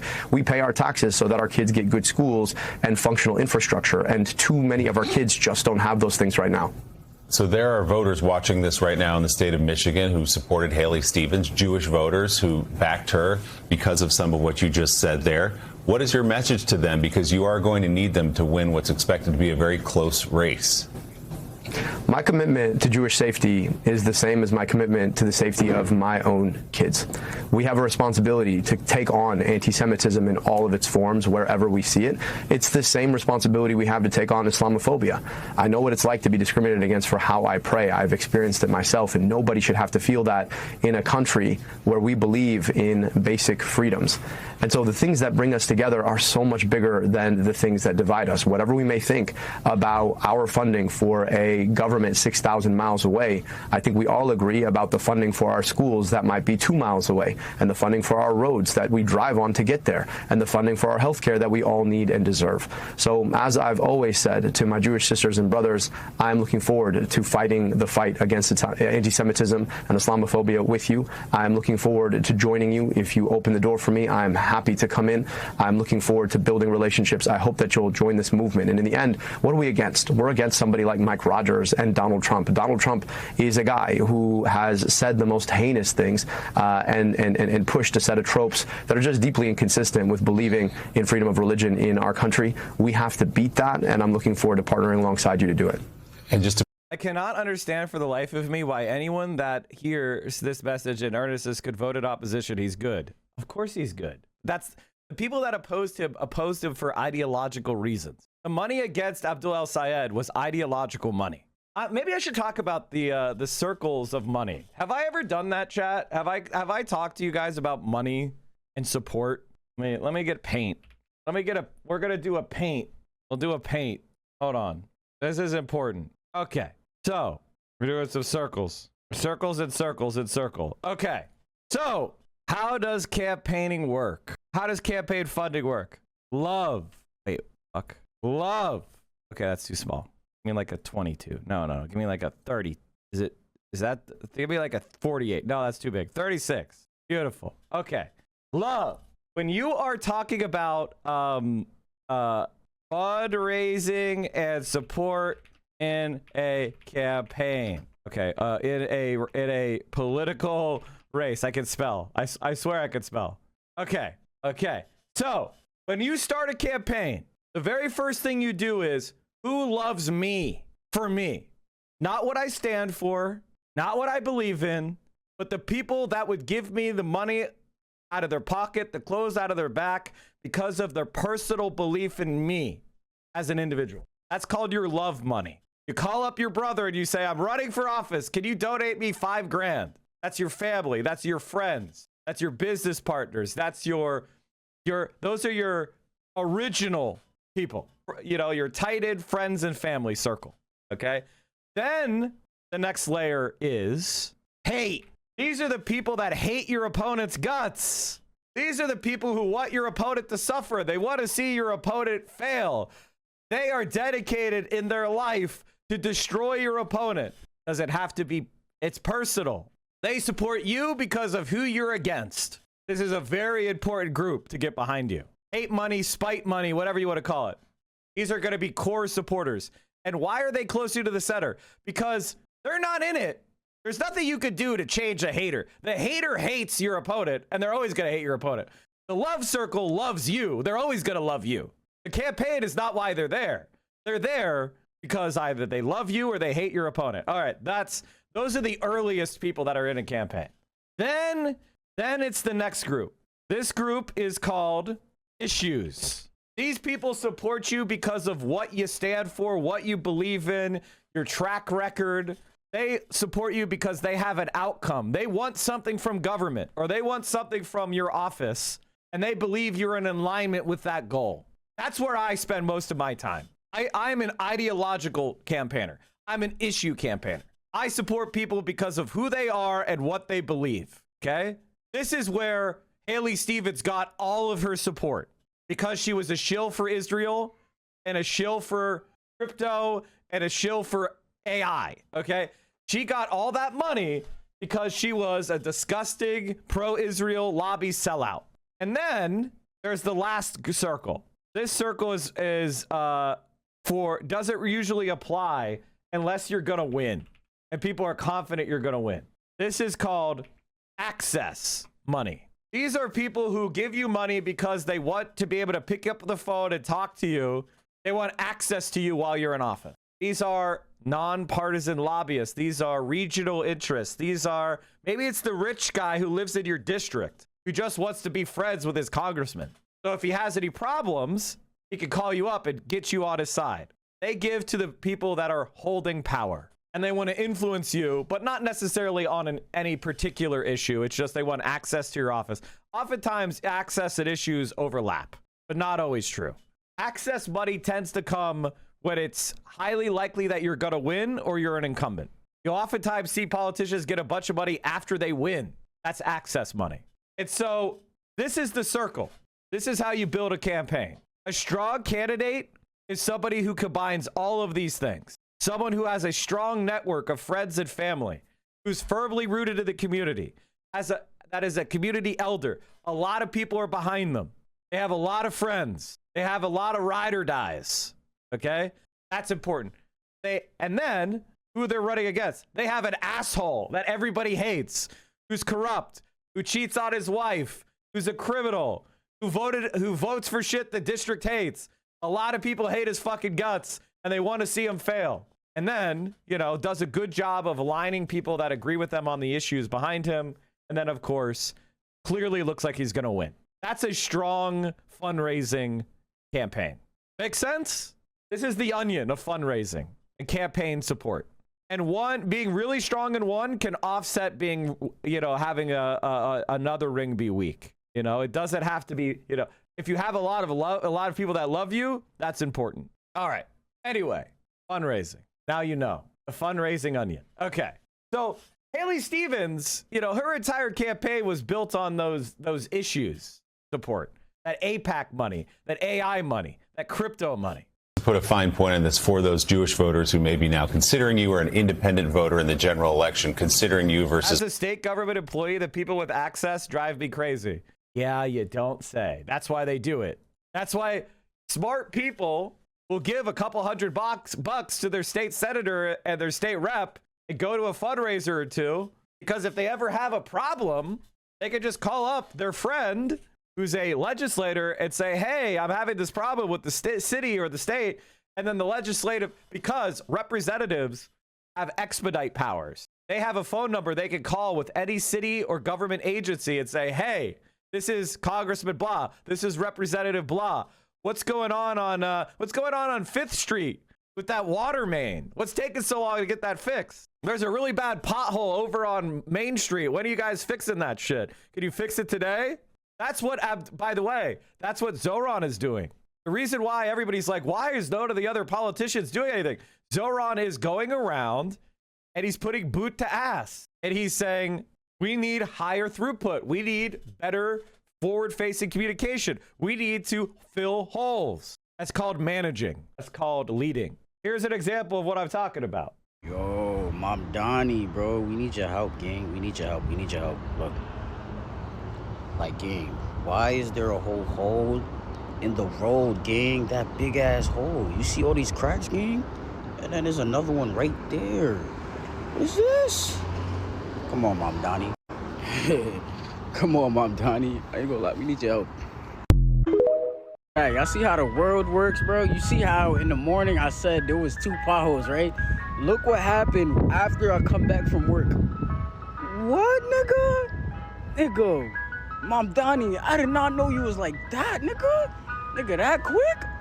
I said this shit like literally in the morning. That shit gone already. Nah, we love you, Mom Donnie. What the fuck? And so basically what Mom Donnie is doing is he's giving that access that powerful people have to everyone. When somebody tags him on TikTok and says, hey, Mom Donnie, fix this, they're going and doing it. He's giving that access. As he calls it, sewer socialism or pothole politics. So regular people feel like, wait a minute, the government actually matters. They actually can fix shit. Now it's all up in the person of Mamdani, which is a slightly problematic issue. This is why people get concerned about cults of personality, right? Because obviously Mamdani did not fix the hole. It was an effective government agency that he's leading that fixed the hole. And right now he's getting the personal credit. But the thing about him is, he's not a piece of shit, so it's not that big a deal. I mean, it is what it is. All right, let's finish this video from Abdul. Mike Rogers, do you believe we should cut off all support to Israel? I believe that we cannot continue to do unconditional foreign military aid. I believe that we have to follow our own laws, the Leahy laws, where we don't sell weaponry to countries that have engaged in human rights abuses. And that's the same approach that I take to Israel, which is the approach that I would take to the country where my parents immigrated from, Egypt. I would also take it to Pakistan, and I'd take it to Saudi Arabia and Qatar and the United Arab Emirates. I just think it's about principle, and we need to be applying those principles everywhere. Mr. Jesse, switching gears, there's been a lot of political commentary about how this race in Michigan for Democrats is almost like a stand-in, if you will, for a real debate within the heart of the party right now, the progressives versus the moderates. Do you view it that way as well? I mean, we spent some time here this morning. Obviously, you and Ms. Stevens disagree on a lot of significant issues. Guys, Audrey, you got to delete this post, man. You gotta delete this post. This post is dog shit. I'm sorry. This is a bad clip. This is a bad clip. Like, can we get this? Can we delete this clip? How are those fences mended? Is the Democratic Party able to be a big enough tent right now when passions are so inflamed on some of these issues? This is not about the future of a party. This is about the future of the people of the state of Michigan, who deserve to know that their roads are competent, deserve to know where they'll get their health care when they need it, who deserve to know that their kids go to great schools. That's what I'm focused on. And if more of us were focused on that, I think a lot of the bigger issues that we tend to fight on would become a lot clearer. We're against the way that outside money can buy politicians, can come in, flood elections, and too often there's a pro quo that comes with that quid. But here's the thing. The things that unite us are so much bigger than the things that divide us.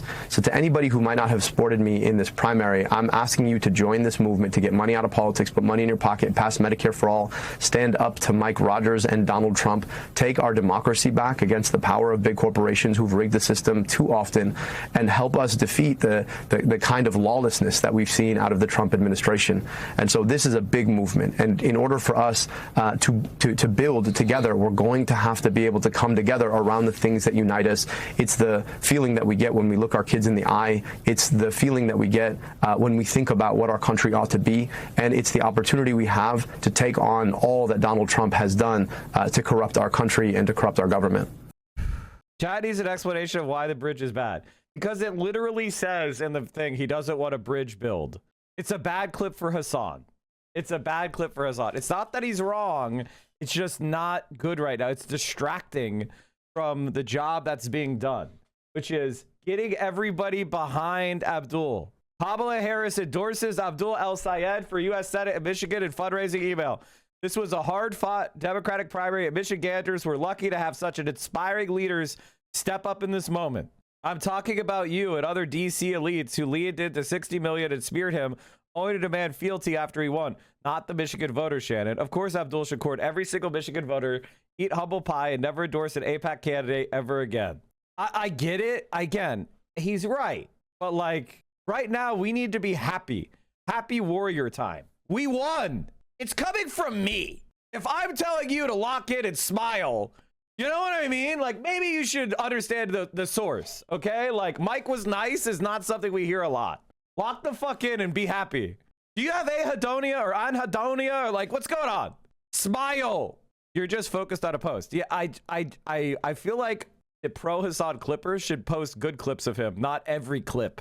That's just my point, right? Like after 11 hours of tension, maybe not the best clip. Anyway, it's not that he's wrong. He's right, but is it useful? And speaking of useful, William Lawrence has won. And even more importantly, the most important race of the entire run, Donavan McKinney. That's the Mike from PA difference. The Mike from PA difference. All we do is win. Hartzell was close. We almost pulled it off. What's going on with Missouri is what I want to know. Missouri seems like a tough nut to crack. Oh, I wanted to talk about, I talked about it to begin the stream, but the reason why the polls were bad, now that everybody's here and woken up, this is the city of Detroit, Detroit City, not Wayne County, but the city itself. Two things. One, the reason why Abdul El-Sayed, did worse than the polls thought is he got absolutely his ass clapped in Detroit City. Okay? He got his ass fucking clapped in Detroit City. But Rashida Tlaib and Donavan McKinney won within the city. So what does that mean?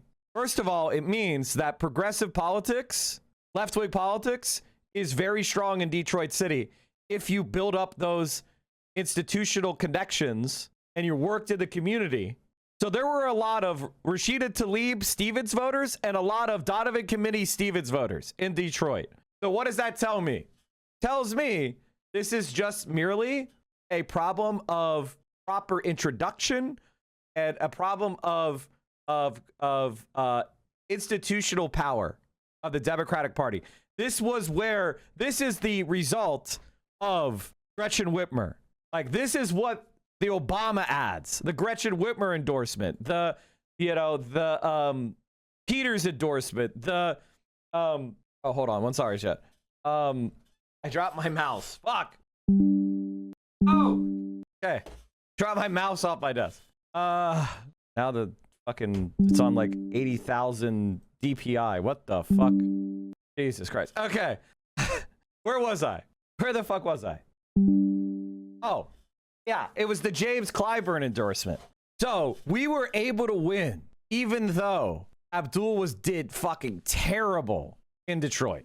And I don't think people expected him to do this poorly.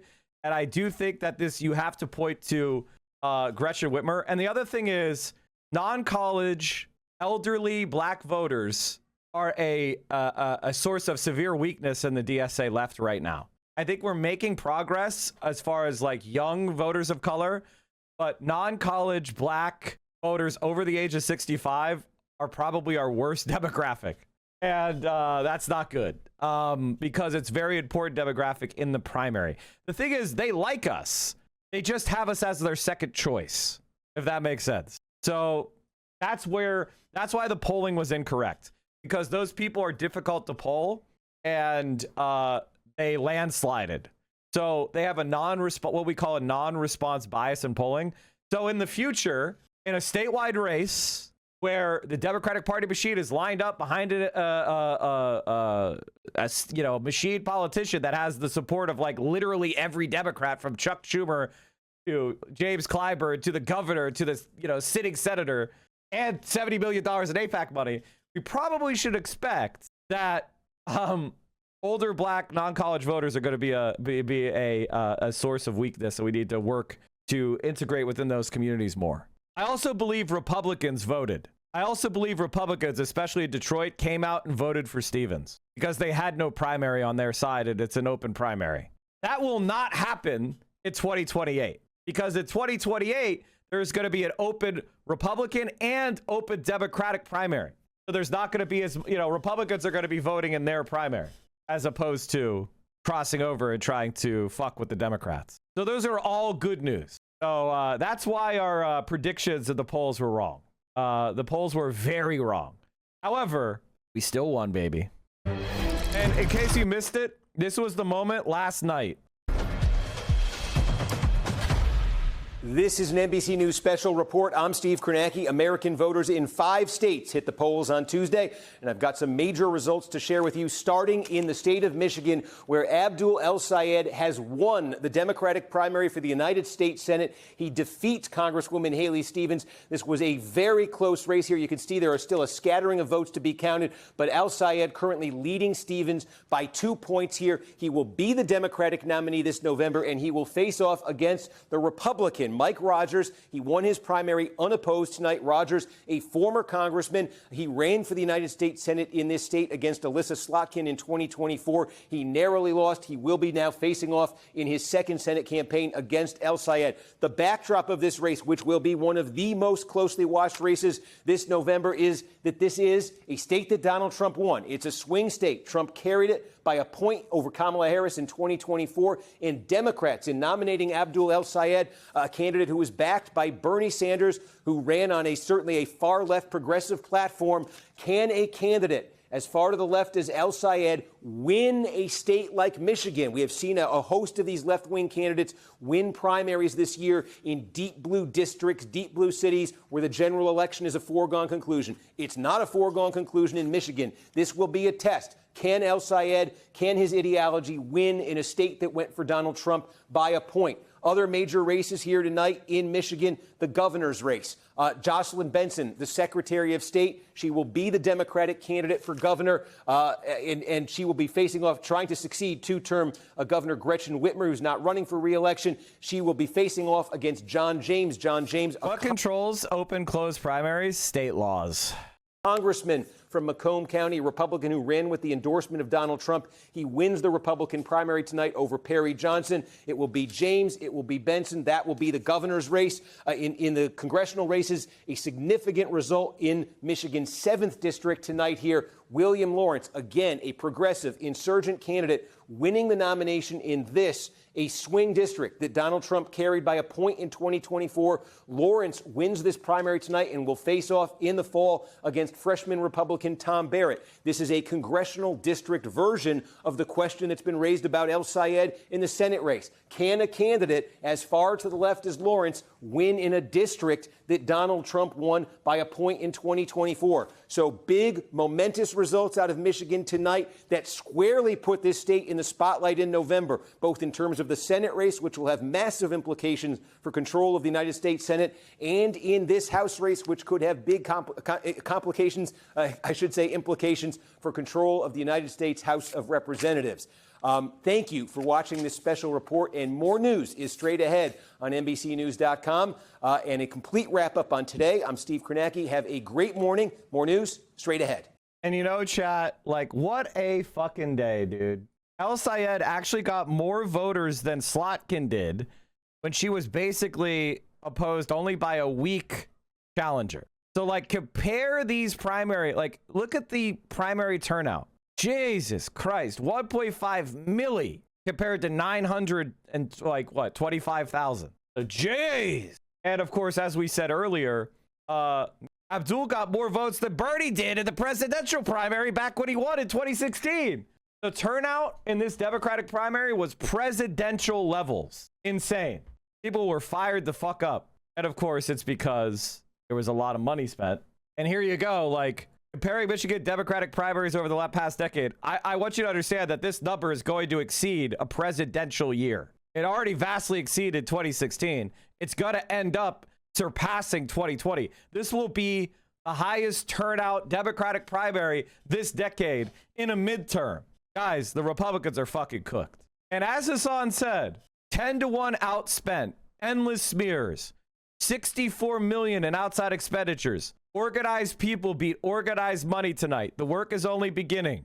Michigan will never be considered a swing state ever again. And of course, we have Gretchen Whitmer endorsing. We have Kamala Harris endorsing. We have Haley Stevens endorsing. We have Mallory McMorrow endorsing. I'm now hearing that Chuck Schumer is endorsing. Everybody is bent the knee. Everybody has bent the knee. And even more importantly, Bernie Sanders defended us. Congress said America deserved 9/11. Are you comfortable with that association? No, I am not. I think that's a dumb statement. On the other hand, he has a whole lot of followers, and there's a lot of things that he's saying that are making sense to a lot of people. I think, we have to get above cancel culture. When you're doing radio, whatever they do, podcast, radio, you say dumb things. I suspect if you go back over your career, there may be one or two things that you said that you may have regretted. But I think what we have got to do is look at the totality of where people are coming from and go forward. Here with Joe.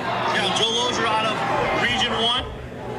And can someone link me that? Because I just want you to understand that Bernie Sanders unironically gets it. We have replaced talk radio. Streaming has replaced talk radio. It's a more interactive, more engaging form of talk radio. And yes, it is also a little bit, it's also like radio a little bit, kind of it's lower brow. At least it's perceived that way. But it's what the masses are listening to while they work. I'm old, chat. I used to listen to the radio when I was working.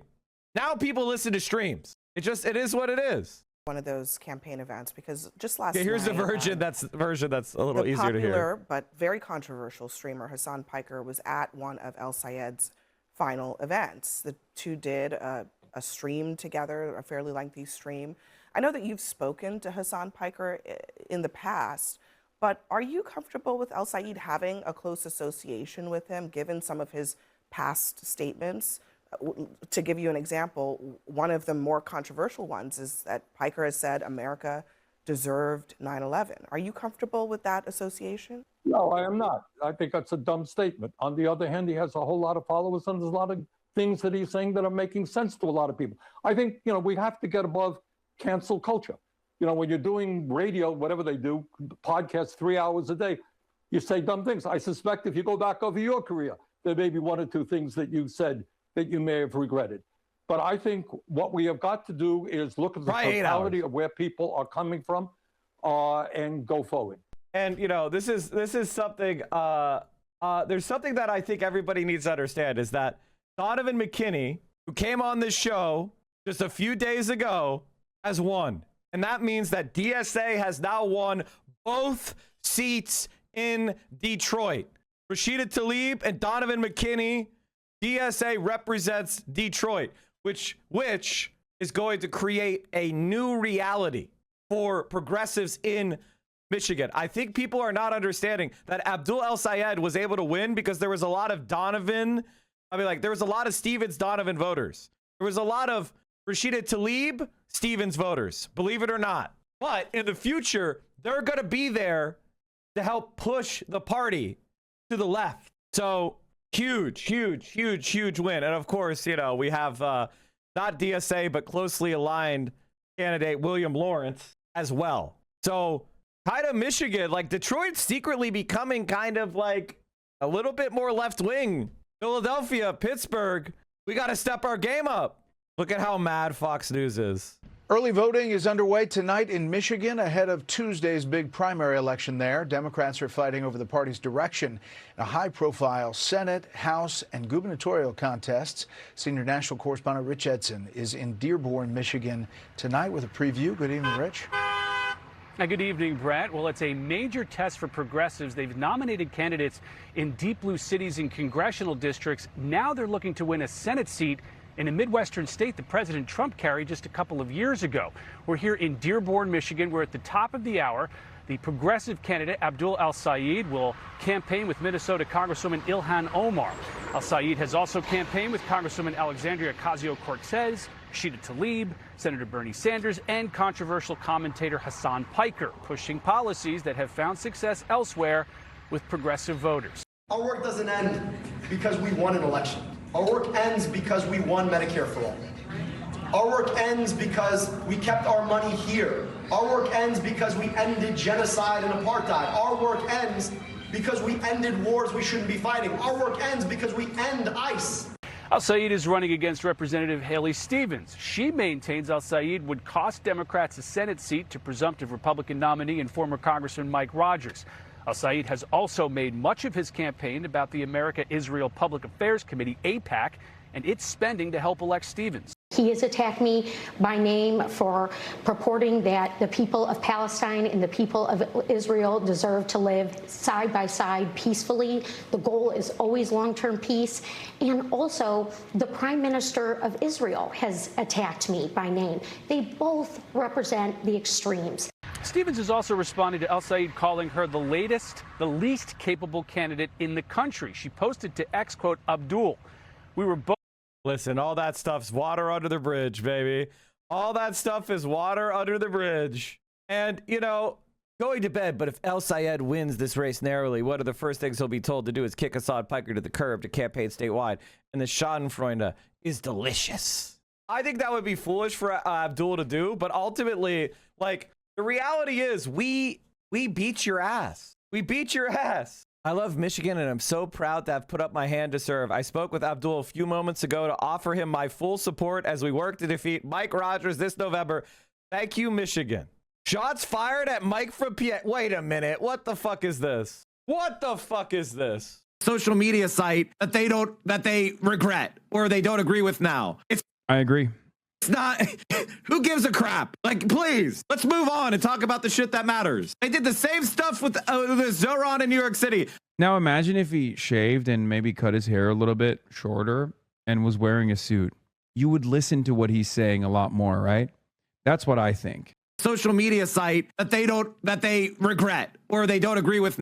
Oh my God, dude. I have white privilege, man. I could wear trash bags on my feet and people will listen. Come on. Now, I agree. It's not. Who gives a crap? Come on. Now you're coping, bro. I mean, God damn it, dude. Because back in the day, motherfucker, they made fun of me for my campaign photo where I was clean shaven with short hair. DSA Mike from PA. The emote. DSA Mike from PA. Holly, thank you. That's very good. Maybe if Hasan had a long hair and beard, his head wouldn't look so small. I mean, my head is bigger than Hasan's. Get your measurements taken locally and sent off to a tailor that he uses Shanghai. Okay, that's true. You look too corporate back in the day. Yeah, I might have to like put my hair up or style it more or make sure that it's more hydrated before stream and, you know, maybe trim my beard a lot, clean it up. Because I don't think this is the right call.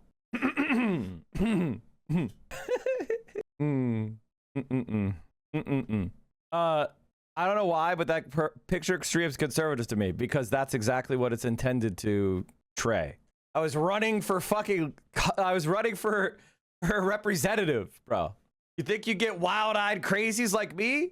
How many long-haired men are in Congress? Serious question. My understanding is that Michigan has 2x the number of leaning Dems versus Rep and the 1 million independents. It's not realistic to think Republicans could win against Abdul, but maybe I'm wrong. I mean, they could, but not this cycle. And as I said, Kamala Harris, we get all the endorsements together. We had Kamala Harris this morning. We had Haley Stevens. We had Mallory McMorrow campaigning with him. We had the chair of the Democratic Party. We had Gretchen Whitmer. Like, the Democratic Party put out a pro-Abdul ad this morning. Just a city. This is Chuck Schumer's organization. Just a city boy, born and raised in South Detroit. He took the midnight train going anywhere. But most of all, it needs us to spread that contagious Michigan passion that has come to define us. It's that we have the audacity to believe that we can change this world. And that each of us will. Don't stop believing. Hold on to that feeling. Street light people. Don't stop believing. Hold on. Street light people. So that was Chuck Schumer's campaign. What do you guys think about that? Assad cooking even more at the 10-minute extended cut on CNN. Do you know who Hassan Piker is? A board. I think these guys failed so spectacularly. When you say progressive left, there's a tone of contempt there. Is there? I hope the camera was able to pick up the contempt. There are a lot of people who are just like, this is not working. Democrats haven't done anything about it. They never win. Have they been given a chance? You know who's going to decide the future of the Democratic Party? Let me break the news to you. They ain't that little. How are you thinking about the closeness of the race? The one thing that I would say, just like I've said it before, but I'll repeat it because everyone's waking up. I know how it is. We all stayed up late. If I'm Abdul, I'm so optimistic out of the race. Like looking at the nature of the race, Haley Stevens did really well with voters that are like 90% likely to vote for the Democrat. Like people that are super highly, like basically all these endorsements are gonna, like I would expect Abdul's like numbers to pop significantly within the next few weeks because a lot of these people are gonna come home. And I wouldn't be surprised if he had a Barack Obama endorsement. Okay. Pro-Israel politics is so poisonous in the Democratic Party. There's no place for criticism of the government. How does McKinney help with AOC's presidential aspirations? You're going to have a black man who's going to spend the next 2 years doing constituent services and building relationships with every single church, every single community group, every single member of Detroit. And he's going to walk around the city with AOC, who a lot of voters already know and trust and like. And it's going to be a huge entry into those spaces that progressives have done poorly in the black community. And it's going to give us a big opportunity to make some gains there. Because we don't have to like win them 100%. We just have to like make it like more even. If the black vote is even, then we clean up. Because other people of color, Latinos, Asians, and whites have all been leaning more and more progressive in the Democratic primary.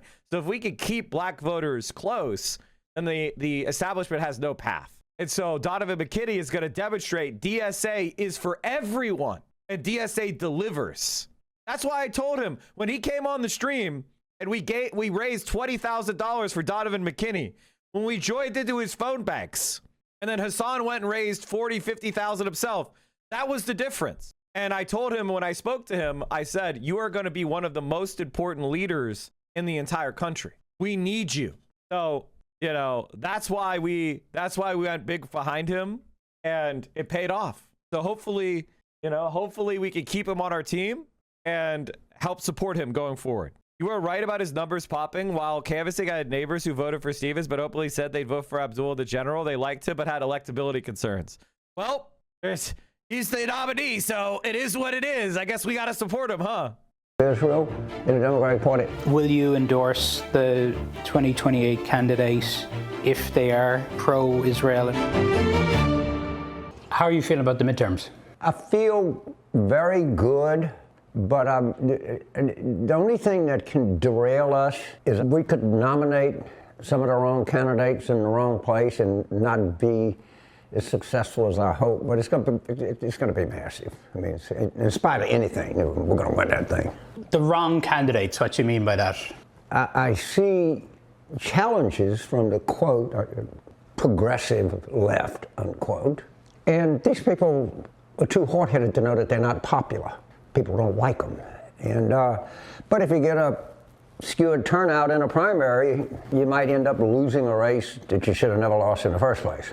When you say progressive left, you sort of, there's a tone of contempt there. Yeah, so you were very wise. I hope the camera was able to pick up the contempt. It's high definition. So when Abdul El-Sayed wins in Michigan, what's the next excuse going to be? Like, sometimes, you know, like, if I was steel manning the right, if I was going, okay, what's the strongest argument the right can make in the Democratic Party?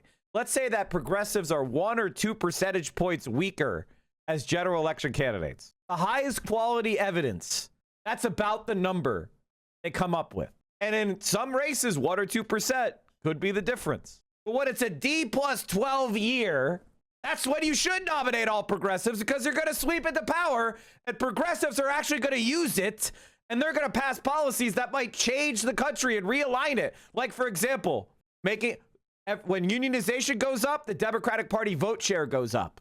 When we get rid of gerrymandering, that means we have more seats we can win. When we push back against voter suppression, when we pass policies that actually make people's lives better, that has showed us in the past huge Democratic returns. If we do things like ranked choice voting or federal funding for small dollar donors, we can even level the playing field. If we pack the Supreme Court and get rid of Citizens United, we can get rid of that corporate money flooding our elections. Progressives are the only people that actually want to do those things. So we should be nominating progressives, even if they're 1 or 2 percentage points weaker in the general election, because they'll actually exercise power. And by exercising power, they will adjust the system in such a way as to make the country even more democratic, both small and big D. And that's what James Carville doesn't want, because James Carville wants a strong Republican Party so that he can raise a lot of money, because he's married to a Republican operative. So if the Democrats win, if they're winning every election, if it's all about what the base of the Democratic Party wants, well, that's going to hurt his donors. That's going to have a lot less money in his pocket. Yes. They don't win elections. They never run against Republicans. They just run against other Democrats. Their only message is, we're going to blow everything up. Okay, great. And they run for president. They never win. They are the... Have they been given a chance? Huh? Let's take over. Let's think of somebody. Bernie Sanders. Bernie Sanders ran for president twice. You know what he did twice? He lost by a lot. James Carville says this is all going to implode at the general election. Yeah, as opposed to previous neoliberal Democratic candidacies that have been spectacular successes so far. Hillary Rodham Clinton in 2016 and Kamala Harris in 2024. I think these guys have failed so publicly and so spectacularly that it has caused people to seek out alternatives. I don't think I'm like exceptionally good at proselytizing the gospel of socialism necessarily. I think there are a lot of people who are just like, this is not working. Cost of living crisis is completely out of control. Democrats haven't done anything about it. Republicans haven't done anything about it. There has to be a different alternative. And a lot of people are also very frustrated with the rise of Trumpism, rise of MAGA, rise of fascism in this country. They're scared. There's a lot of instability, and they see the Democratic Party as insufficient in dealing with Trumpism. And they go out there in the streets, they want to demonstrate. Who do they see on the streets? People like me. They see DSA, they see PSL, they see these organizations that have never stopped protesting. They don't stop protesting when Democrats are in charge. They don't stop protesting when Republicans are in charge. Why do they do that? Because the issues persist. Do you know who Hassan Piker is? Yes. What do you think of him? Blowhard. A what? A blowhard. Name me one Democrat in a tough election that wants Hassan Piker to come in and campaign with him in a general election. Do you think that Talrico is going to invite Hassan Piker to come to Texas? I don't.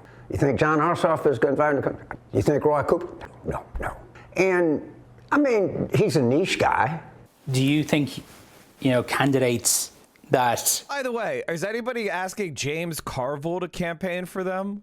The fuck are you saying? And by the way that America's political system works is you win in sequence. You win the primary, and you run in a general.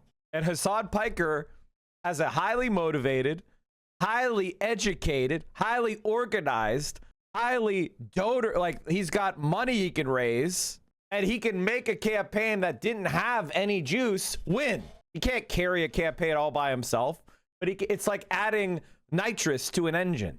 He could give that little boost of horsepower at a Democratic primary. And that's how you win. You win a Democratic primary, then you build up for a general election. And so disgracing or try to damage Hassan Piker is not going to work because regular people don't give a shit about Hassan Piker. But his fans, they're a huge asset. And everybody who doesn't understand that is a fool. Embrace you in the primary process might want to tuck you away in the general election? Maybe. But I think that'd be a mistake because the reality is not only do I have a lot of passionate door knockers and organizers in my community, but also outside of that, I represent a position that is objectively popular. The criticisms of Israel, that is the overwhelming majority's perspective. So I think simply leaning in to attack ads and saying, oh, you're right, that this person is bad, actually. This person was wrong. It was wrong of me to identify or and align with him. Abdul could have done that in the primary as well. It was very risky for him to say, no, this is ridiculous. Yeah, I have disagreements with him, but who cares? He's a Twitch streamer, And I think that's an honest message. That's something that people can understand. And as long as he sticks to the issues, as long as he keeps fighting for Medicare for all and keep fighting for policies that will improve people's lives, that's what people are going to vote for. The rest of it is just noise. You look silly if you try to consistently take the conversation back to an allegiance that a politician might have with a Twitch streamer. If the other side is saying, I want to give people health care, it's not a great message. In the primary process, of course, he has become this sort of central part of a debate, right, about the future of the Democratic Party. Well, let me tell you, we're going to have a debate about the future of the Democratic Party. In the Democratic primaries of 2028, in Hassan Piker and the progressives, you know who's going to decide the future of the Democratic Party? Let me break the news to you. Democratic primary voters, primarily Southern black Democratic primary. Okay, so basically what he's saying, and by the way, look at this fucking disgusting racist white man. What a fucking scumbag. Just the way he says black, it sounds like a slur. Black people are not a monolith. And what we've learned in Daria Lisa's race in Harlem, what we've learned through Donavan McKinney is that they're not conservative. They trust the institution of the Democratic Party, which is not the same thing, you fucking dummy. And this isn't 2016 anymore. the left in America is making more and more inroads in the institution of the Democratic Party and in these communities. And when AOC runs for president, Michigan is going to be the first state in the Midwest. And when she goes to Detroit, she's going to have the endorsement of Donavan McKinney. She's going to have the endorsement of Rashida Tlaib. She's going to have the endorsement of Abdul El Sayed. And she's going to be, and she is known and liked by black voters in Detroit, in Michigan. You guys are in trouble. You guys are in trouble. An 81-year-old and 85-year-old conservative worms who look down on black people are going to have less and less influence. Voters. Let me further break the news to you, because I happen to have hung around Southern black people all of my life. They ain't that liberal, okay? But that's that. Now, I'm sure some on the left would say, well, we have to have another process. No, we don't. And what Hassan Piker needs to do is run for president. If everybody agrees with you, good, run. Go, cat, go. I think everybody ought to run. And I think that the judgment of Democratic primary voters is what I'm going to follow. But if you claim that there's all... That's another way of saying knee is bent. Knee is already bent. Now, there's a reason why they're attacking Assad, because Assad isn't running for anything. And he continues to exist, and he pushes back. So the knee is getting bent to Abdul El Sayed. Sayed. All of this energy and this activism, then, okay, have at it. Mm-hmm. Run for president. You're allowed to take part in the democratic process. I don't say You're not running for office. Of course you are. I don't run for office. What I'd say is, why do these people call themselves Democrats? Call yourself Democrat. Because there is no definition of Democrat. This is a very important idea that I need everybody to sit up in their chair and listen. Democrat doesn't mean anything. When you register as a Democrat, you don't have to pay any money. You don't have to pledge support for any issue. It's a meaningless, empty signifier. And when you win the Democratic nomination, millions upon millions of people who just show up and vote Democrat every time are voting for you.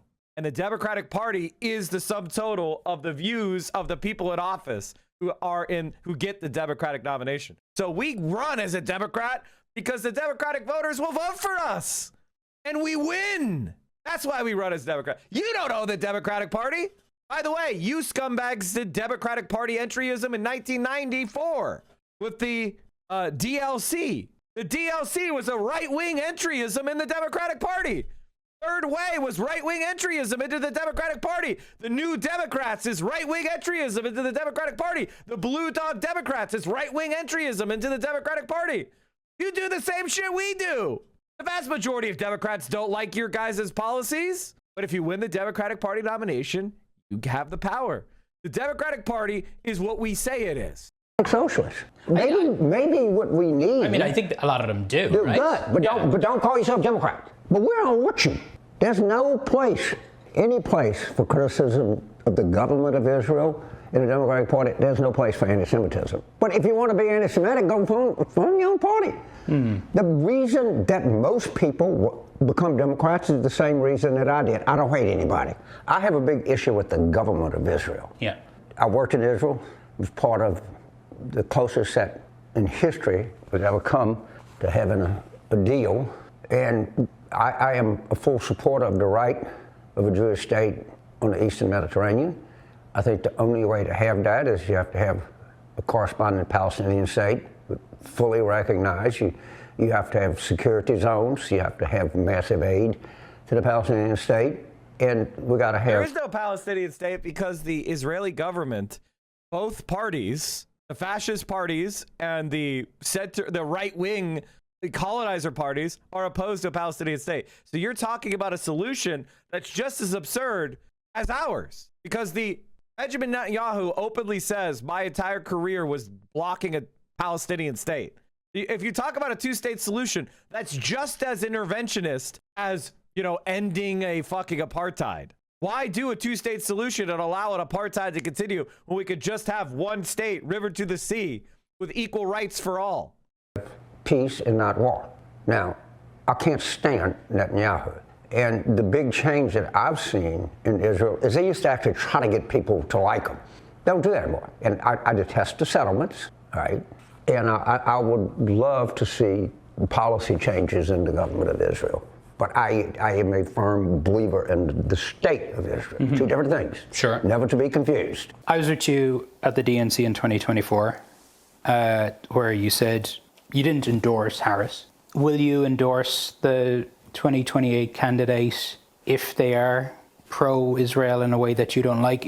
I mean, if you ultimately are about defeating fascism in this country, as you describe it, MAGA, whatever, surely shouldn't you get on board with whoever the main candidate is? Luckily, I don't think I will have to make that calculation at all. Because, again, pro-Israel politics is so poisonous in the Democratic Party especially, that there is, and I'm telling you right now as a promise, and you'll see, 0% chance that whoever the elected Democrat is that wins the primary will be pro-Israel in any way, shape, or form.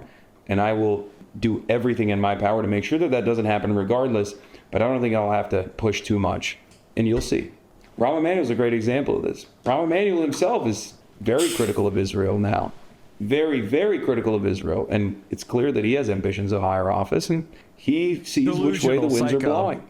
It's not going to happen. So that's not even a problem. But I do warn, just as I did in 2019 with Joe Biden, that if we don't have a bold, progressive candidate as someone who can take advantage of the momentum of the growing socialist movement in this country, seek to improve the material conditions of the working class in this country, it's going to be worse than Donald Trump next time around. Just as Donald Trump 2 was far worse than Donald Trump 1. By the way, chat, Donnie and I have begun to build our relationship. I'm going to have to clean up. I'm going to have to put more effort in. I'm going to have to looks max because, unfortunately, we're becoming too powerful. We're becoming too powerful. People, people are now like, Hassan, everybody knows Hassan. But now people are starting to talk about me too. The power is growing. And the reason is, it's because of stuff like this. It's because you guys, you gals, my non-binary pals. You appeared on controversial live streams. They're with a guy called Mike from Pennsylvania. But you're also on the show of a streamer called Mike from PA. Francesca Hong is now leading the polls in the state's Democratic primary for governor. Claire Valdez, she came on my stream. Say hi to the Central Committee stream. Hi, Central Committee stream. Wow, okay. Excited to be here. And so she got the Mike from PA bump. Claire Valdez has been declared the winner there by the Associated Press. And we call it the Mike from PA difference. And now Donavan McKinney. Donavan McKinney, he was on the stream. And he got the Mike from PA bump. And he needed it. He needed it. They needed to put their backs into it. So we've got a pretty good track record, huh, chat? What are we at? What's the victory count here? Well, we had Claire, we have Donovan. That's pretty good. It looks like Hartzell Gray is going to come up just a tiny bit short, but that was pretty amazing. So I also got the Mike from PA bump. Please return my calls as soon as possible. That's not mine.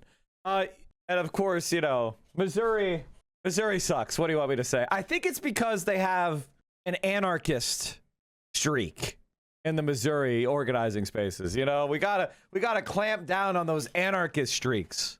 I'm just kidding. I'm just playing with my anarchist comrades. You guys are the best. And then of course Chris Rabb. Jules, what's Hassan at? What's the Hassan track record right now? We are fucking killing it. I think you made a post, didn't you? You made the new. You have the new update, right? Oh, here we go. Thank you, Jules. Oh, yeah. So Cori Bush is the first person who had the Hassan Piker local and national DSA and a Bernie Sanders endorsement who lost. And honestly, not great. That was a tough one. That one's probably that's the toughest loss so far. But Abdul El Sayed, Donavan McKinney, Daria Lisa, Amaway, Milat, Chris Rabb, Claire Valdez. We've had a pretty good record so far this year.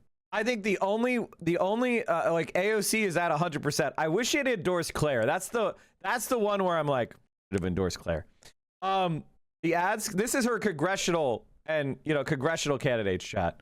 Cori Bush is extremely unpopular. Yeah, I know. Yeah. She's just, I feel like they've kind of destroyed her name. They've destroyed the sentiment around her. I don't know how she could break out of that. It's unfortunate. Isn't.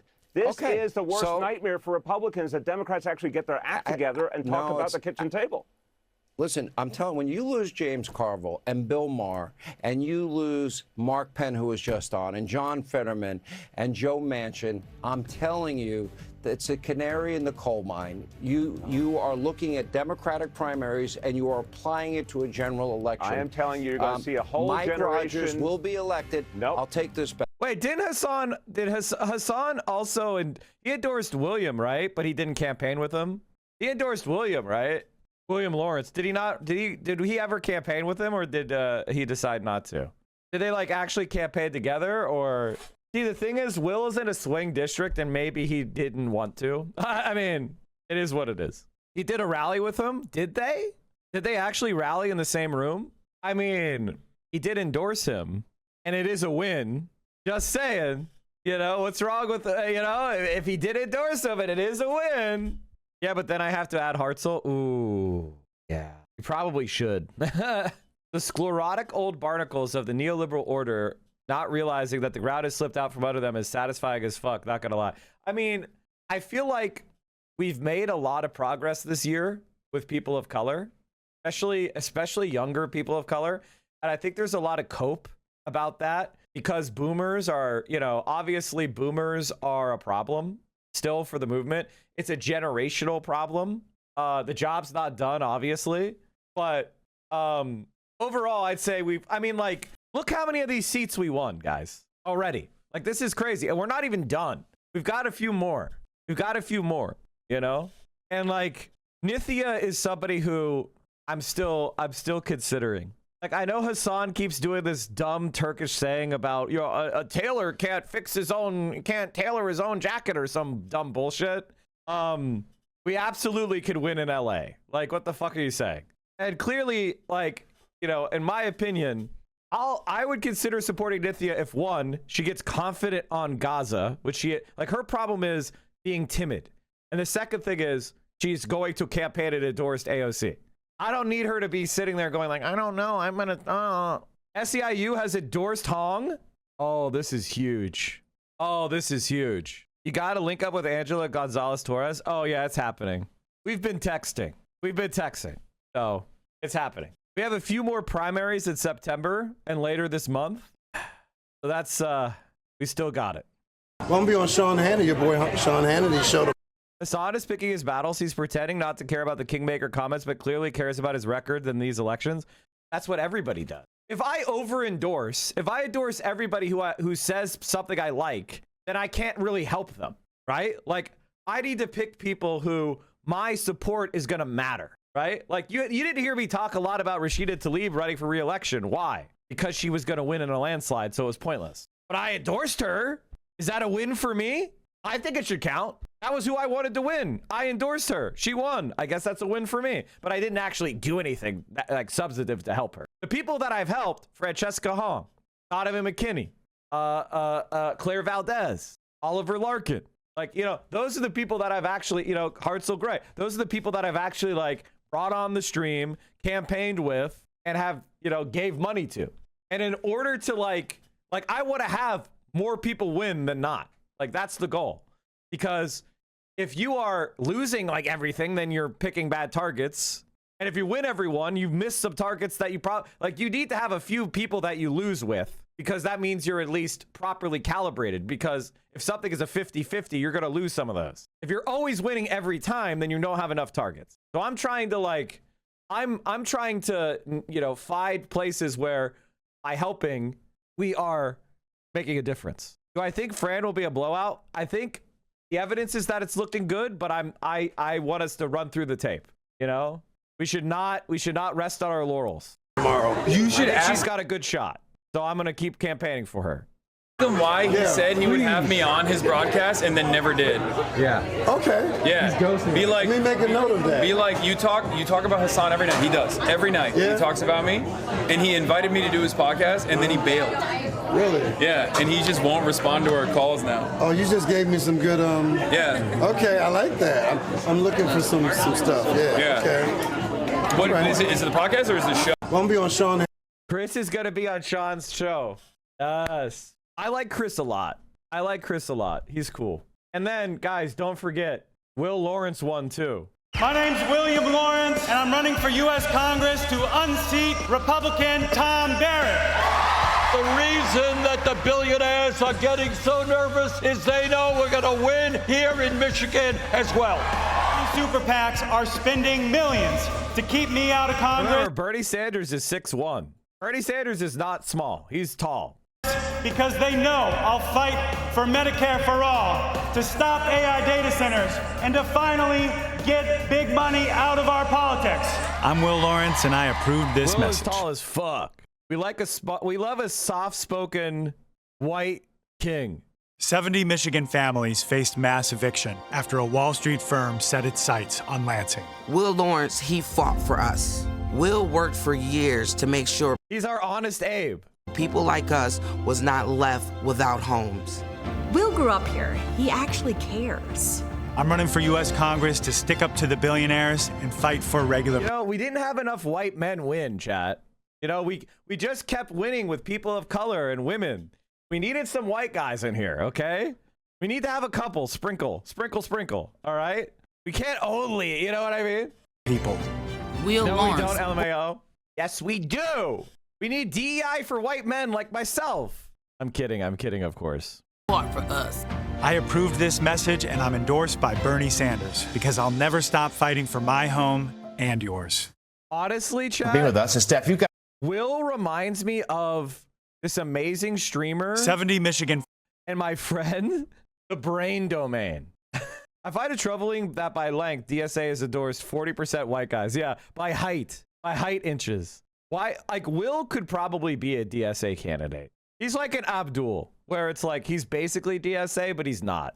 Because he's already, like we talked about this before, but there are basically people that have so much stature on their own, and they were progressive before DSA, so they don't need DSA. And so, but they're pretty much DSA. So I call them the social democrats. So it's like ABDUL, Will's the same way. They're fine. He's trying to retain his normie white base by not calling himself a socialist. I mean, he's in a very swing district. So I get it. You know, like, what is it? You know, I get it. I want to start on the ground with you, though, Allie, in Detroit, where we're waiting for some votes to come in. Some people expecting this race to be called perhaps a short time from now. What are you hearing? I think that's exactly right. But we knew in the early hours of the morning that it was going to be a little later in the morning. Typically Morning Joe and way too early as it gets. And yet here we are still waiting for the official race call. I do think that all signs at this point to El Sayed. And I have to say, throughout the night at Stevens HQ, it became clear that it was not going to be her night. There were moments where the folks who were at her election party were starting to leave around 9 o'clock. It starts looking like they're making a go of it. And of course, it was much closer than I think even some of those supporters early in the night thought that it was going to be. And that presents a real challenge as Democrats go forward here. As I was listening to those speeches that both of them gave around 1 o'clock in the morning last night, it was striking then, and it's more striking now, the ways that they both seem so eager to pivot to the general election. And in large part, that's because this primary itself has been so bruising. And I have heard so many hurt feelings on both sides when it comes to allies and supporters of theirs in Democratic ranks in official politics. But then also when I was talking to voters throughout the day yesterday, Willie, I think there is a lot of healing yet to be done. And that is one of the things that, frankly, Democrats on both sides of this race are concerned about as they try to turn the page and head into the next chapter of the general election. I think that's going to be something for us to watch very closely as Michigan Democrats are set to have unity meals, a unity breakfast, of course, on Thursday and then more on Friday. There is so much pressure, I think, to heal the divides that have been made from what was a just bruising primary. It's going to be a pretty awkward meal, I think. They're going to have a lot of work to do. But I think when I talk to voters, one of the things that I was looking for is, what does it say about that adage of vote blue no matter who? It's something that I've heard for years on the campaign trail, but something that voters yesterday were just actively grappling with as they cast their ballot. Many of them, almost all of them that I talked to, went in, decided for who they were going to vote for. They had a lot of reasons for that, and all of them were values based. And so I think that it shows that if you're Abdul El Sayed reaching out to black voters, the same voters that were really the Stevens campaign hoping they were going to power them in places like here in Detroit and Wayne County. And I think when we look at the margins this morning, they just are not where they likely need to be for Stevens to be the winner and make up the gap that still exists there. I think the other thing I was asking voters, Willie, is what does it say if El Sayed wins? And one voter gave me this answer that I think will be instructive as we look ahead to the next 13 or so weeks of this race. Watch. I think it's going in the right direction if he wins. I think it's where we need to go, especially with Trump.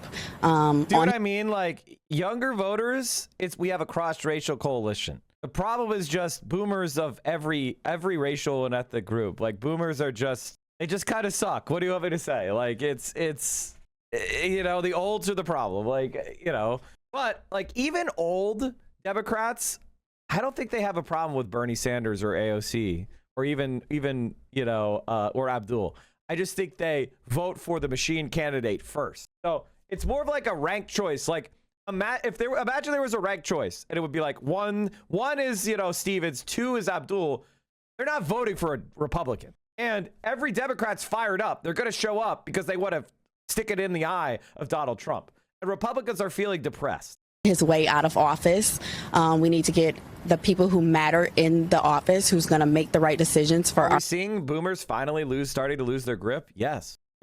Boomers are starting to get to the age where, I don't know how else to put it, but they're reaching the age of life expectancy in the United States. And, as a generation, they've begun to pass to the next life. And it's a shame, but all of us, mortality is part of the human experience. My dad asked me about Fran. Tell him vote Fran.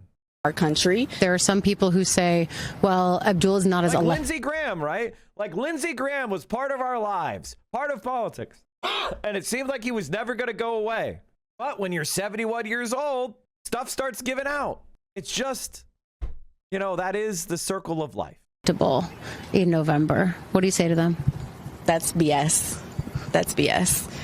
He has the credentials. He has the smarts. He has the values. So for me, it's the little damn hotties for Abdul. Like, geez, she is articulate. She's got them fucking lit up. Yo, guy that is always gonna be the overcomer. So he's electable to me. Like, do you know how hard it is to go on television and just like beat a fucking political reporter's bullshit talking points? God damn. Mike being racist and misogynistic. I think I think you should take an 8-hour timeout for that silly comment. Come on. So it's mending divides. It's 2026, man. You could compliment a woman's intelligence. It's not misogynistic to compliment a woman's intelligence and how well spoken they are on television. Okay, like calm down. Might have been born from this primary, but then also on Abdul El Sayed's part, convincing voters, not just those that didn't vote for him because of a misalignment of values or politics, but also you said hottie because that's part of the campaigning has been, hotties for Mamdani and hotties for Hong. It's just, what do you want me to say? We're just, the left is just better looking. What do you want me to say?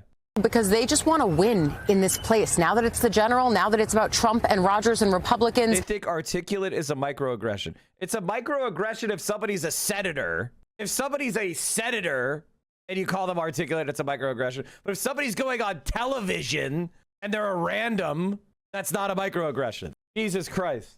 Michigan Democrats I've talked to say, all right, I just want a fighter who can win the state. Ali Vitale in Detroit this morning. Ali, thanks as always. So, I mean, I get it. I appreciate that you guys are thinking about that. That's very woke of you and complimentary. I think it's good when white people kind of check themselves a little bit. That's totally fine.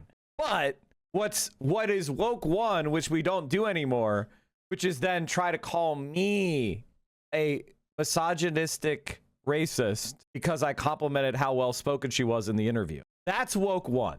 Woke one is saying Mike from PA, one of America's more prominent socialists, is a racist misogynist for complimenting someone. That's where it's woke one and it's over the top. I think it's appropriately, I think it's appropriate for you to be like constantly making sure to check yourself, Like let's be healthy. Like we could synthesize the lessons of woke one without becoming fucking weird, right? That's allowed. It's okay. I think that chatter was trying to do dry humor. Okay, well, they can do the dry humor tomorrow. The 1 day timeout. They'll be okay.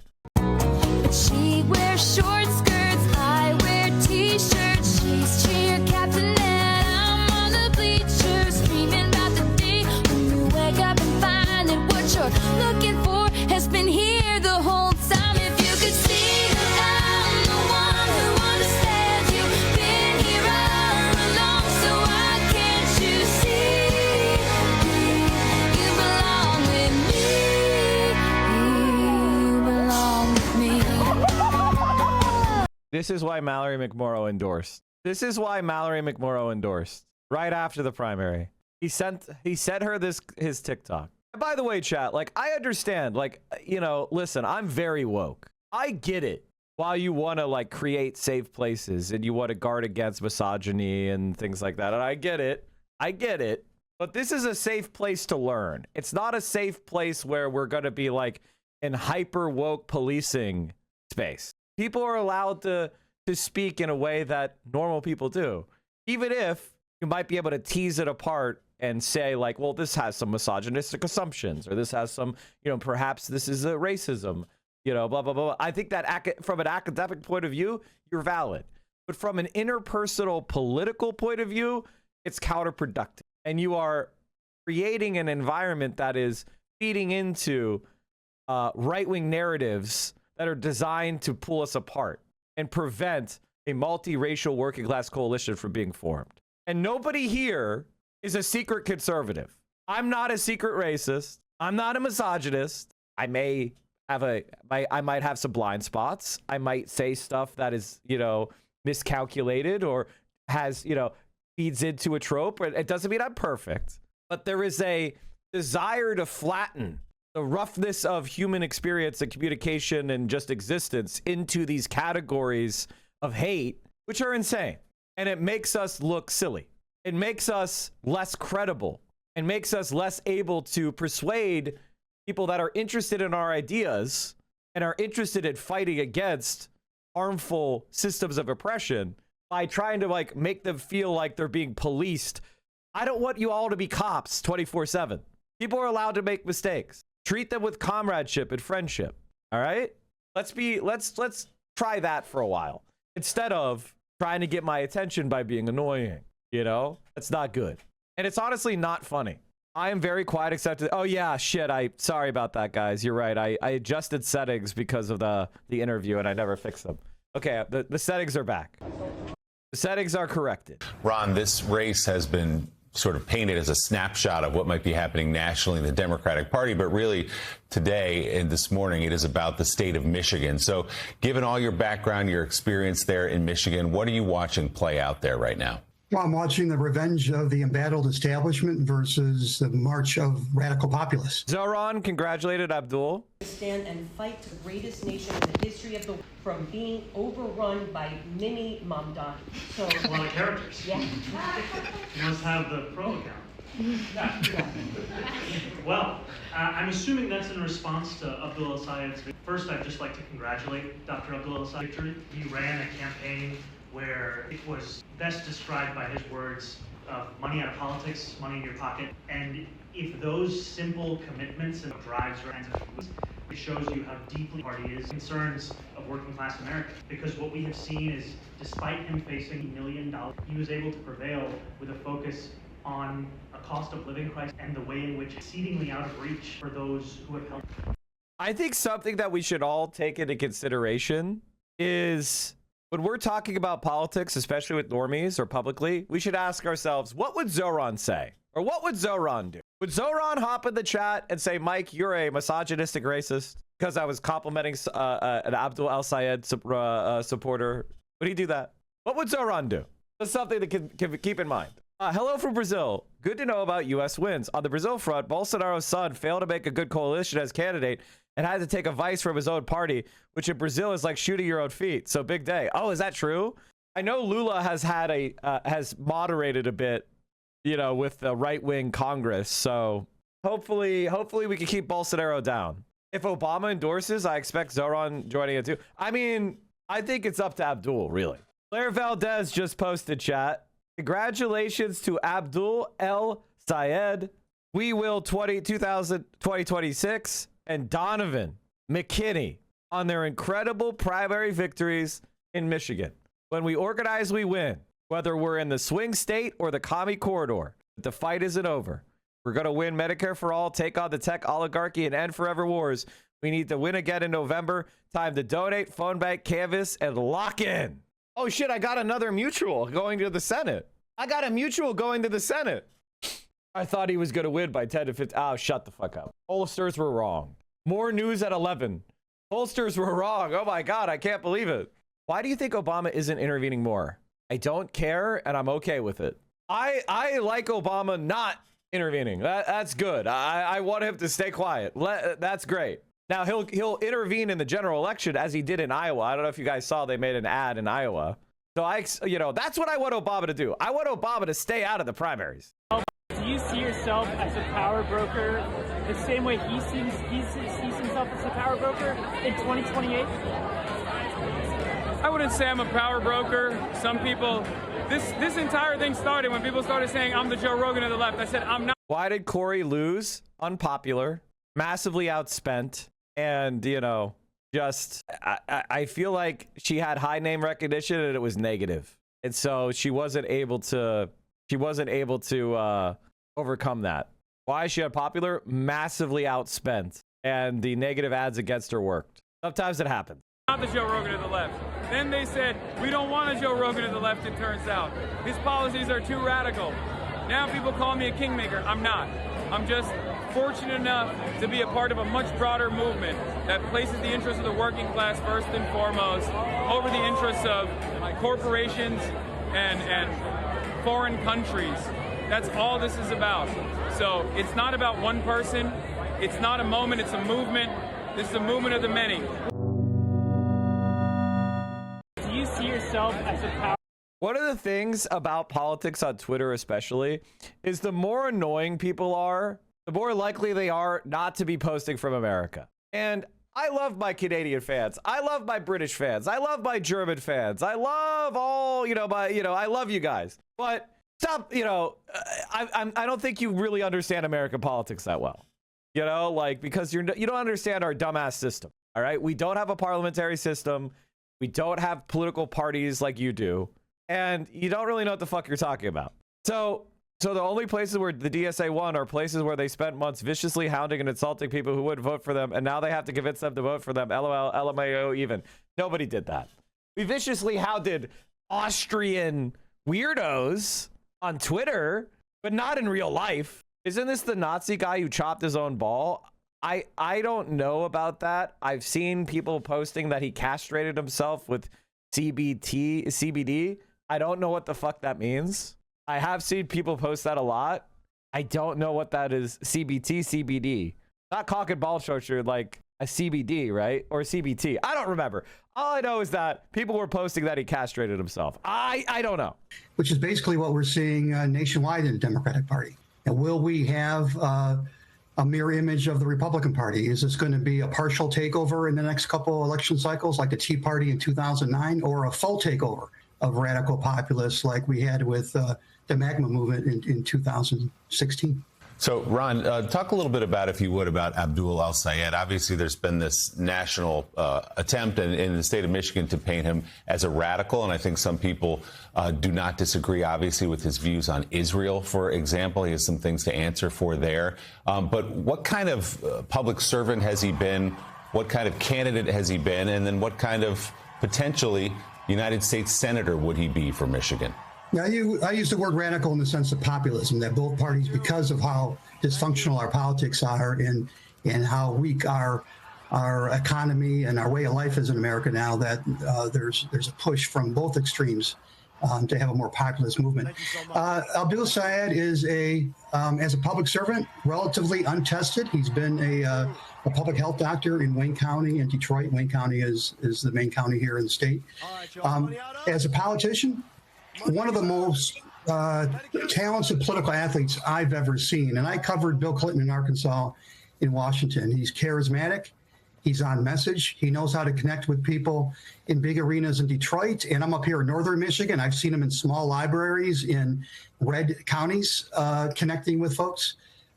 He's very ambitious. He's very mission and values driven. He's somebody to watch, whether he wins or loses today. He's the type of candidate that's the future of the Democratic Party, for better or Ron, worse. good morning. Ron, good morning. Good to see you. Michigan, talk to us about the state of Michigan. It went twice for Trump, though he lost it in 2020. Republicans who are pretty pessimistic across much of the country this fall, but they like Mike Rogers. They like Michigan. And frankly, guys, this is not true. They don't like Mike Rogers. This is just both Stevens and Abdul didn't do well because they were in a contentious, evenly divided primary. Whereas Mike Rogers just ran against Slotkin, had high name recognition, and consolidated Republican support. He's not up. If he was up above 50%, then I would be worried. But he's at like 41% with like a bunch of people undecided. Those undecideds are overwhelmingly Democrat leaning. Like, this is nonsense. Abdul is going to consolidate support. He's going to win by quite a bit. Now, obviously, we run through the tape. We have to build those bridges. We have to make sure that we take care of each other, and it'll be fine. Michigan Senate poll, generic Democrat 50, Mike Rogers 42. And I would expect the final result to be something like this. Like they're going to win by 8. They're going to win by 9. It's fucking over. they'll tell you, privately anyway, this would be the race. If Abdul Sayed was to win, this would be the race they feel better about. Talk to us about how... Now, the idea that Michigan is where the Republicans are... Like, by the way, if the Republicans are actually trying to push in Michigan, generational error. They should be playing defense in Iowa, Ohio, Texas, and Montana, and Alaska. If they think they're going to be in Michigan, they're fucking delusional. And honestly, I hope they spend, because they have no chance. The reality is that, and when you look at those other races I named, the Democrats have been polling well because they all have consolidated support. None of the Democrats in all those states I named had a contested primary. So they've been able to consolidate Democratic support. Whereas in races like in Maine and races like Michigan, where the progressives are running, they haven't had time to consolidate. But they will. And as they consolidate, it's going to be a fucking walk. Maine and Michigan are going deep blue this year because Donald Trump has a 32% approval rating. You know, like, double haters despise Trump. And the Republicans are fucked. For reference, Slot can only beat Rogers by 0.3. Yes, that was a Republican wave year. The conditions are the opposite now. It's like comparing 2016 with 2018. No, Donald Trump is despised. And it's going to be a referendum on him. And I got to tell you, Mike Rogers is not charismatic. He's not a good candidate. He is a Republican Party flack. He's unpopular. He already lost. He lost in a year that was pro-Republican. He's a fucking loser. Michigan shapes up as a general election state and the strength or weaknesses of Rogers' candidacy. The Republicans are spinning you. If Abdul Sayed wins this race, he's coming out of it with huge momentum. He's got all the headwinds or the wind to his back because of how poorly President Trump has delivered for the people of the state of Michigan. He promised to bring down inflation on day one. He promised to have no more forever wars. He promised to fight for us and not fill his own pockets. And now here we are with an election. And Mike Rogers, for as moderate as he was years ago in a different time, and for as credible of a record as he has, and for as formidable of a candidate as he can be, he's tied to President Trump. And that is not a good place to be in this election cycle anywhere in purple and blue states, but especially in a state like Michigan that puts so much in the basket of Donald Trump and has been disappointed. Yeah, Ron, it's Sam Stein here. First of all, it's great to talk to you. I do agree on the macro stuff that you're talking about. I know you're in the reporting and observation game, but for a second, put yourself in the strategist's headspace. Let's say El Sayed does eke this out, and it looks sort of like he will. Obviously, there's some things he has to do, even with those good macro trends, to better position himself for the general. What would you suggest are the first steps he makes in that general election context? At first, I'm out of the journalism game. I appreciate that you still are. I am a consultant also. I'm going to put on the hat that I wear all day now. Okay. First, he has to not change too much. Don't play this old game of running to the middle. He has a message that will resonate with the people of Michigan. I'm going to put money in your pocket. I'm going to take it out of politics, and I'm going to give you health care. This is why you run in primaries. Bending the fucking knee. Bending the fucking knee. This is why we do it. You know, I've had these debates with people for a few years now, and I've always said, I want to be able to control the party we're in. It sucks being the junior member. But when we win, the knees must bend. I mean, fucking Kamala Harris bent her knee. Gretchen Whitmer bent the knee. Haley Stevens bent the knee. Mallory McMorrow bent the knee. Already, Chuck Schumer bent the knee. That's the speed of sound. We've got sonic booms the knees are bending. That's not a radical position. That's right in the mainstream. Secondly, for as charismatic as he is, for as talented as he is, he has a tendency to come across, and I would tell him this personally, of coming across sometimes as a little too condescending, a little too cool for school. He needs to keep in mind that he's speaking to all Michiganders now, not just the base. I mean, listen, I do think that we all get a little bit, you know, listen, I'm going to take this advice in the spirit it is given. People, you know, I have a problem where sometimes I become arrogant as well, you know, so even you could be right and you could present yourself poorly. So sometimes, you know, sometimes reining yourself in a bit, you know, people, you know, catch the flies with sugar, not vinegar. Although ironically, you do catch more flies with vinegar than honey.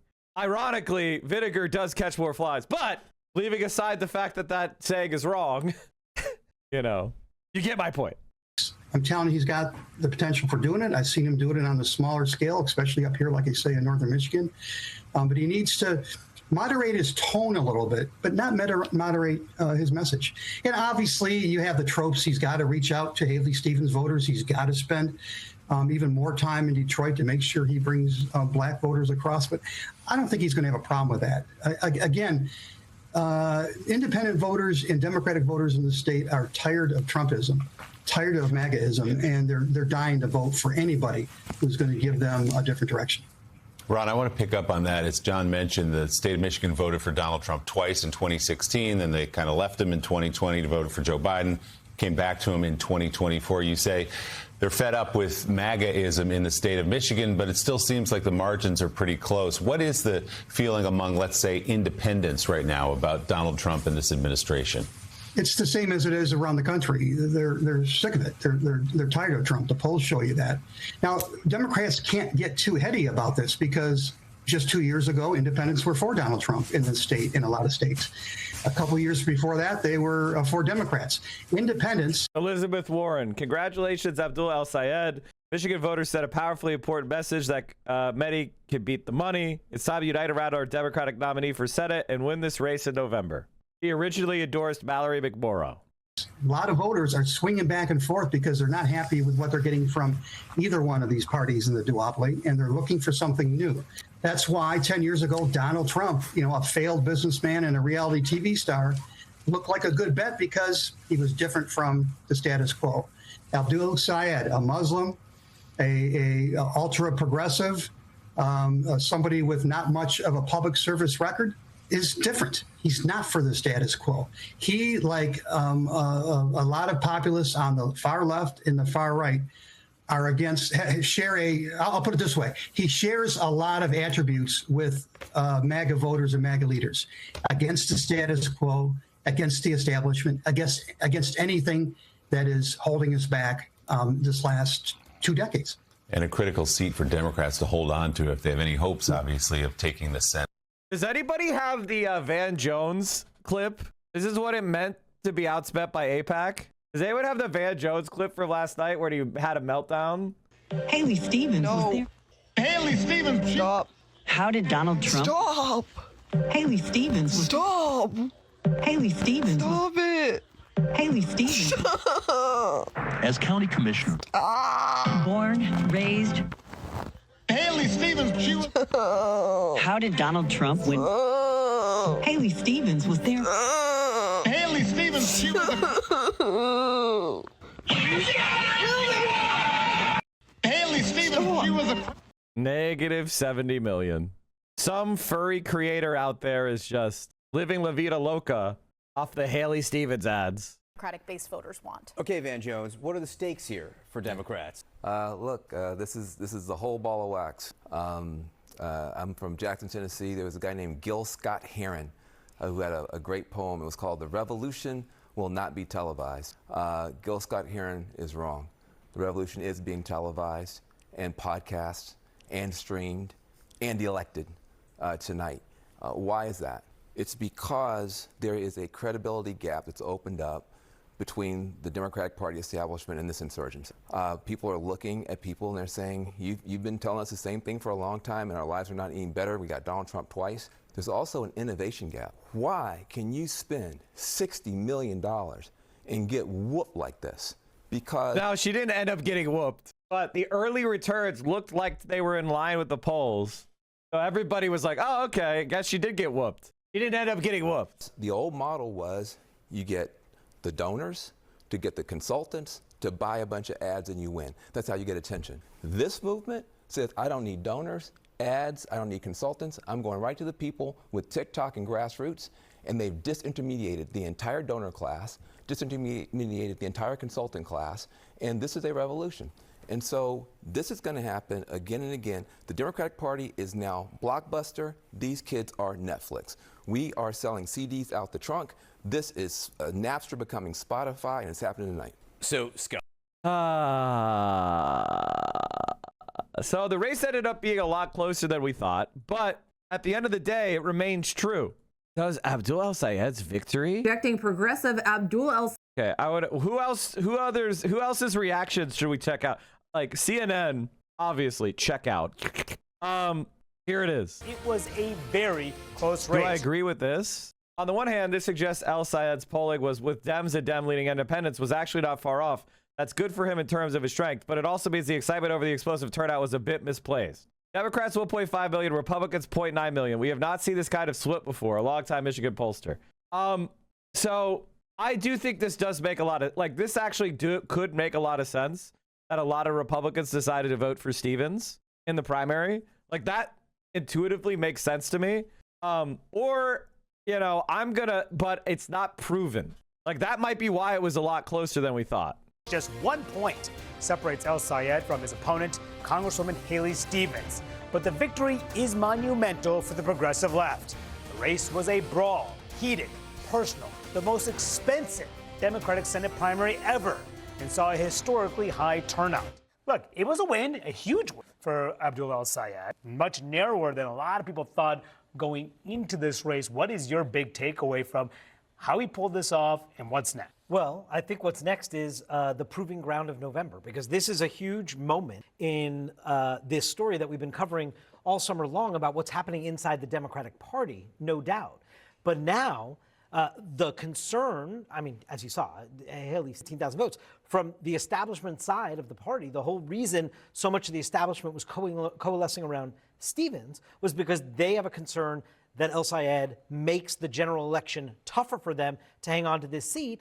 And we won't know the answer to that until November. So this moment is a huge moment for the left progressive wing because it's not deep blue New York City. It's not Denver, Colorado. This is a major battleground state, a big statewide primary.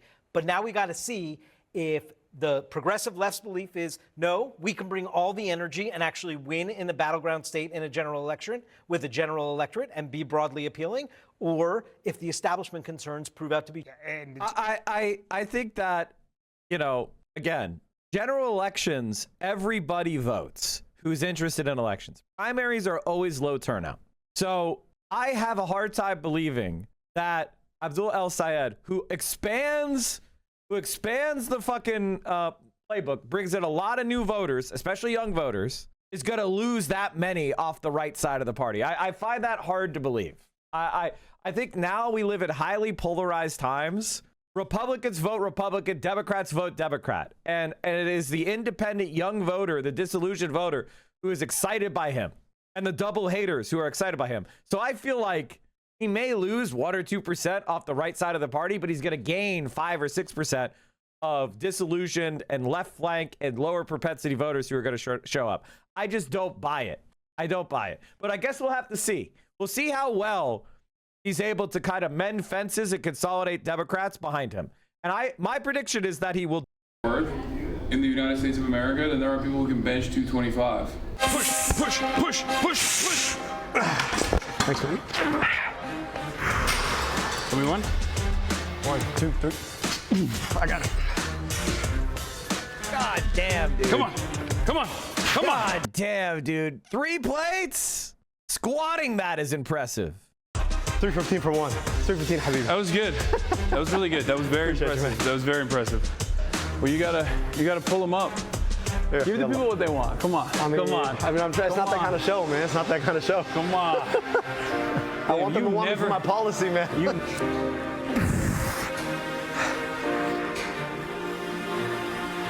been in the gym your whole life. I've been in the gym my whole life.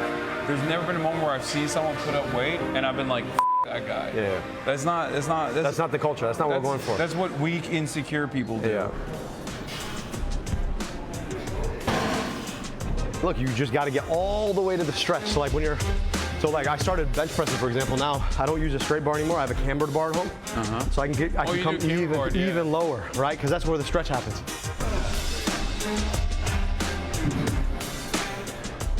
There you go. Nice. Dr. Abdul Sayed, getting the lift in. Have to eat some kebabs. Excellent.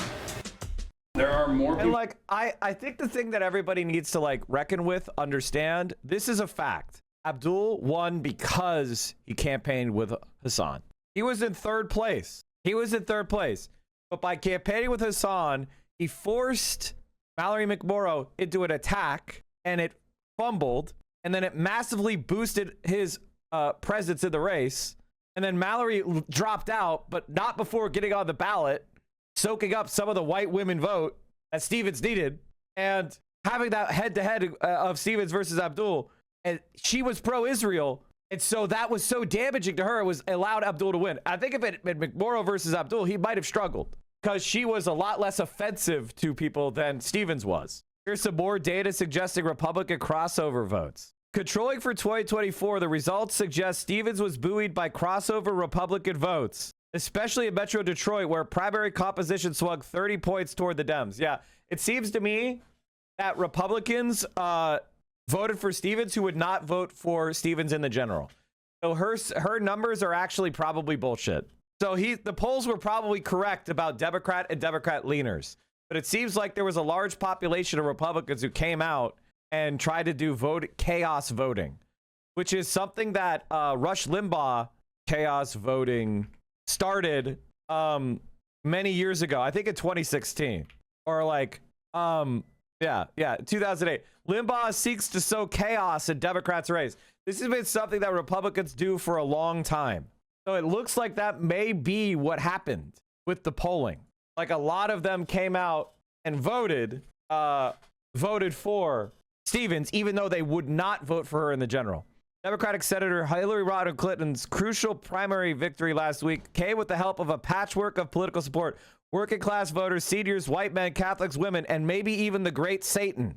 They say time heals all wounds. The accident attorneys at Sweet James know that's only partly. What the fuck is this ad? Rush Limbaugh may be his real name, but to millions of Democratic grassroots voters, especially on the left, the conservative icon who had been called the most influential radio broadcaster in America reigns as the political prince of darkness. Even more so during a 2008 presidential race in which Limbaugh has assumed a new title, Commander, as he heads a drive dubbed Operation Chaos, a gleeful and he argues increasingly successful effort to wreak havoc in Democratic primaries and its system and its candidates, Clinton and Illinois Senator Barack Obama. Limbaugh's effort, which began earlier this year, is a call to arms urging conservatives and Republican voters to re-register as Democrats and create chaos in that party's presidential nomination process by casting a vote. An estimated 100,000 GOP voters crossed over at Tuesday's primary in Pennsylvania.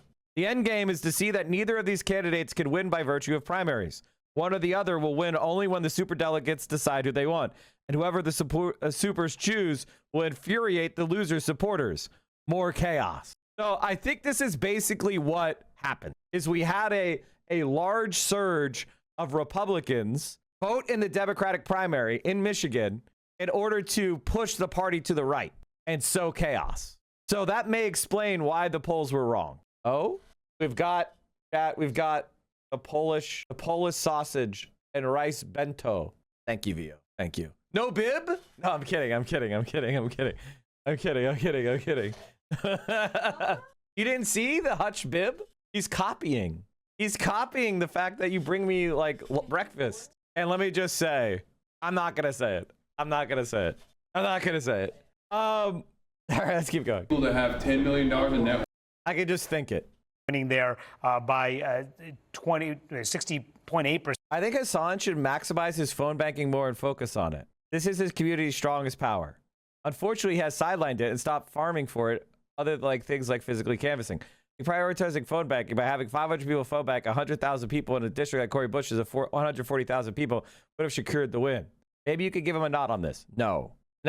You guys, phone banking is obviously valuable. It's not, it is what it is. It's a good thing to do.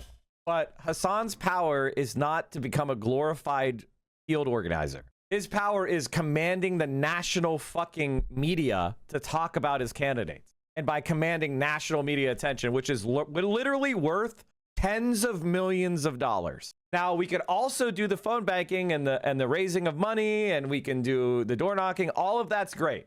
But what makes Hassan is the grand total of all of those things together. So the idea of like, oh yeah, no. He should just do phone banking. That's nuts. That's nuts. He's doing all of the above. And I don't think Corey Bush would have been saved by phone banking. I think everybody had an opinion on her and they didn't like her. And is it suck? Yes. Is it unfair? Yes. Politics sucks. War sucks. I think everybody needs to understand that we don't live in a fair universe. Sometimes really good people lose. Sometimes really good people's names are dragged through the mud and they're defeated. Happens. All we could do is dust ourselves off and get back to work. We're not going to win every battle, and is that rough? Yes. But it makes the victories all the sweeter. And honestly, we're doing really well. I wish Corey had been able to make it back, but her popularity was just negative. And again, there's a variety of reasons for it. It's unfortunate.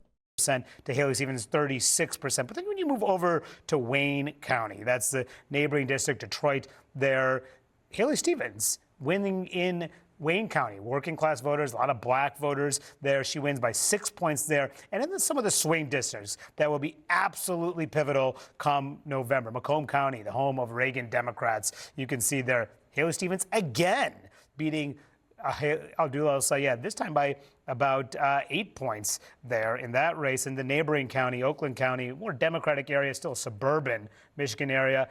Again, showing where El-Sayed has to make up ground, losing by 6 in that suburban county. Yeah, I think this shows that, yes, I think anybody who believes anything can look at this race and take away what they want from it, right? Progressives won, and that's a huge win for the progressive base. But they woke up thinking that they were going to win by a lot more, and it was a lot narrower than some of the polling showed leading up to. And so that's a concern. I do think the Republican crossover is actually what happened. Republicans, they're not Stevens supporters. They're Operation Chaos types. Like, I think that's actually a reasonable thing to say. Concern for the progressive base and in a way a win for the establishment Democratic Party. And so it does show that despite El-Sayed winning, there's a lot of ground that he's going to have to make up in this general election. And that's what Republicans have been banking on. I've talked to Republicans over the past few months, and they've been open about it. They wanted his race because they... Okay. Again, this is bullshit. It's based off Mike Rogers being asked, do you think you can beat Abdul? And he say, I feel confident I can beat him. What the fuck do you think he's gonna say? I'm gonna lose? Like, what do you expect him to say? Of course he's gonna say, I feel confident. He's trying to get money. Sorry for yelling, but it's just a ridiculous point. Feel like the messaging is there's going to be more to attack, and you're already seeing even this morning how they're coming out and attacking him, right? They're targeting some of his more extreme ties. They're targeting some of his more progressive views. That would have been much more difficult if he had lost. And we're going to get more into the GOP strategy in the next block. The issue about Israel, the outside spending, AIPAC spending. I mean, what's just remarkable here? $32 million was spent by an AIPAC-aligned super PAC in this race. That's more than any other primary really ever that it's been involved with. $32 million. The next closest was $15 million a couple cycles ago, actually the last cycle in 2024. And then the overall outside spending for Stevens was $64 million on her behalf. A lot of this was that AIPAC spending. And then when you drill down in the numbers too and further, you go to Dearborn, is the home of a lot of Muslim American voters. El Sayed really ran up the score there, 78% to 20% to Stevens. He got more votes in this primary in Dearborn than Kamala Harris got in the general election, in the primary versus the general. Right. I was in Michigan a couple of weeks ago at a rally that Abdul El-Sayed had with Bernie Sanders and other prominent progressives, and Senator Sanders had a line that stood out to me. He said, this primary is not a race between Abdul El-Sayed and Haley Stevens. It's a race between Abdul El-Sayed and what he called the billionaire class. In other words, he was setting it up as a test of whether progressives and that grassroots passion and energy can defeat all of that money that was to the state, sort of on the behalf of. And the answer is, yes, we can. You know, I'm in such a good mood because Abdul is really the perfect candidate. And this is a hinge point in history. You're living through history. We needed to win in a swing state with a left winger so that we could put this marker down and say, this was the left. And when we win in 2028, when we have Sean Fade or AOC and they're running and people are like, are you electable? And he says, I'm endorsed by Abdul El-Sayed. He just won. He just won in a landslide. The people of the swing states want progressive policy. And everybody has to be like, well, you know, they have a point. It's not a ridiculous point anymore. We don't have to be like, well, Bernie would have won. We could say Abdul won. We could say William Lawrence won. We could point to those swing district progressives, and they could then turn around and endorse us, endorse AOC, whatever. And you could see that institutional left build. And that is like an opportunity that has never happened before in American history. You are living in unprecedented times. We've never had anyone close to AOC competing for, supreme executive power. Ever. FDR is nowhere close. We've just never had anyone that left wing. Troy Jackson won in Maine. Abdul won in Michigan. If Michigan is purple, it's deep dark purple. I mean, it was red for Trump twice. Not that purple. Not that purple. Opponent. But, I find this really fascinating, too, in terms of being a test case for the future for progressives and helping cement Bernie Sanders' legacy as well. Because if you look at that contingent of progressives in the Senate, all of them come from these cobalt blue states, right? This is a chance for them to not only grow their ranks, but grow their ranks with someone who would be representing a purple state. Yeah. And I think that's a big deal for progressives because it flips. Do you see what I mean, chat? My analysis, you're now seeing it on CNN. And this is how, I said this earlier. I retweeted it, but I'll say it again. Democratic voters are left wing, but they're highly pragmatic. They're highly strategic, and they value winning more than ideological alignment. At least they have so far. And for us to break out of that, to say, vote with your heart, not with your head, we can't ignore your head. We have to give them at least something they can cling on to, some piece of proof that they can look at and say to themselves, okay, Abdul won in Michigan. Troy Jackson won in Maine. We can win. We can win with the progressive. It's not impossible. It's not so damaging as to make it impossible. Francesca Hong in Wisconsin. If we're able to win those seats, then the kind of fear of like, oh, we got to do electability, that starts to fall apart because swing states, Trump won twice, have progressives, and if they do well, then the voter can vote with their heart. They can vote for the future they want. as opposed to harm reduction and fear. And that is the hinge point of our history. That is the chance for us to fully make that realignment election that we've been trying to get since the New Deal coalition collapsed under Bill Clinton. That is the opportunity where all the assumptions we make about politics can go away. Donavan victory speech? Oh, hell yeah. Let's interrupt this for a Donavan victory speech. Where's Hassan? He's probably hungover. I didn't sleep last night. Did you? I was shitting myself. I slept great. What the fuck's wrong with you? I was sitting there refreshing Donavan McKinney and Abdul El-Sayed's elections all fucking night. Then I woke up at 4. I needed Donavan and I needed Abdul to win, or I would have had a psychic damage level. Do you understand how bad that would have been for my psychic damage if they had lost? I had put my entire cojones behind both of those races. You know who was the hardened professional? You know who kicked ass? It showed me she's a true one, a true battler, a true warrior. Motherfucking Caroline, dude. Does anybody have this clip? I thought I pulled it up, but maybe not. I had a Caroline clip where she was just like, we got this. Relax. Meanwhile, I was like, pucker mode. I could have made a diamond with that shit. And the entire time. Oh, so okay, we have one. Because this has always been a victory. Thing. So they're this has always been serious newscaster voice here. A victory. Say what I just said, and then we're going taking on AIPAC, taking on the establishment, going up against corporate and billionaire interests. The momentum is with the people. That is the victory, even before they began tonight. And the entire time. This is underselling it. She was sitting there sipping tea and being like, we got this. Oh yeah, also Trump endorsed Hassan. Yeah, Hassan endorsed by Trump right here. I think it's so funny that Amir Hassan probably lost because of the Fox News coverage of Hassan Piker. So Thomas Smith, who dropped out and they don't even have a fucking headshot for, won. This could only happen to a Republican. This could literally only happen to a Republican because they're so fucking racist. They're like, I ain't voting for Amir Hassan. I'm voting for Thomas Smith. He sounds white. Legitimately, the Republicans are insanely racist. All right, let's get that Donovan speech. I'm blessed to have such a young man. I talked to him earlier today, and I said at his age, I'm looking forward to him becoming one of the most historic, distinguished persons in Congress. Do you understand? When I had Donavan McKinney on the stream earlier, a few days ago, and I said to him, I think you're one of the most important politicians in America. And it may not feel real yet, but you are going to be one of the most important politicians in America in changing the world, literally, because bringing the progressive movement and making it a multiracial working class coalition, helping us create and live up to the ideals that we supposedly have on the left. It's going to require leaders like Donovan and Chris Rabb, Summer Lee, and Mila. They have literally created a new condition in politics that I think a lot of people, it hasn't sunk in yet. I think he's 34, right?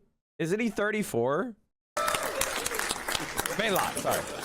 Donovan has, in this process, I didn't know whether he realized what he would come up against. The misinformation. Yes. Disinformation. Yes. Outright blatant lies. Yes. A lot of money being thrown out the window. Yes. And money being wasted. Yes. And Donovan reflects the power of the people. Yes. And we know that Donovan is one of us. Donovan is accessible to us. Yes, he is. And Donovan will be accessible. Listen to the way this guy's talking. This is why the establishment Democrats win in black communities, because they have earned it.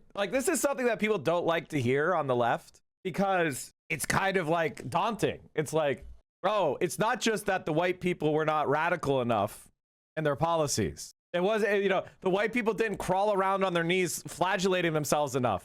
No, it's because the establishment Democrats, they don't do that shit. They don't have the support of the black community by doing that shit. They're not walking around talking about reparations and stuff like that. It is a relationship based on showing up in that community. It's not something that comes from white people speaking, which is unironically what a lot of rad libs believe. Our movement has to have organic leaders who are part of these communities. That's the way that we make the diff change. It's not us being more radical, you know, in our speeches. Like, that's nonsense. And honestly, I don't know why it's such a popular take. I think it's because a lot of white liberals want to be told that they need to be talking more, right? And when you tell them, if only more white liberals came out and said they were in favor of reparations, then the black community would vote for, you know, us. And it's like, no, that's nonsense. Say less.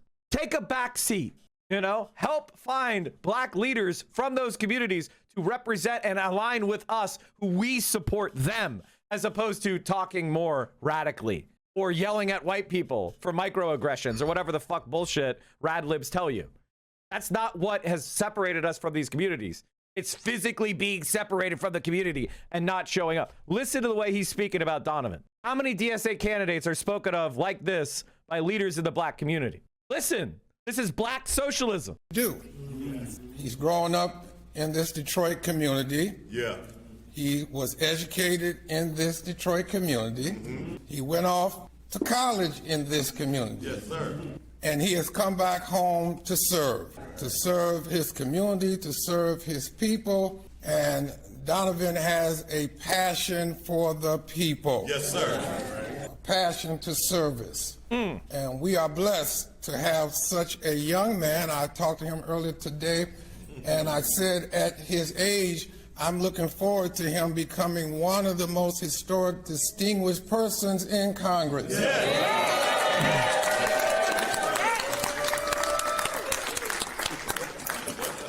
Donavan has, in this process, I didn't know whether he realized what he would come up against. The misinformation. Yes.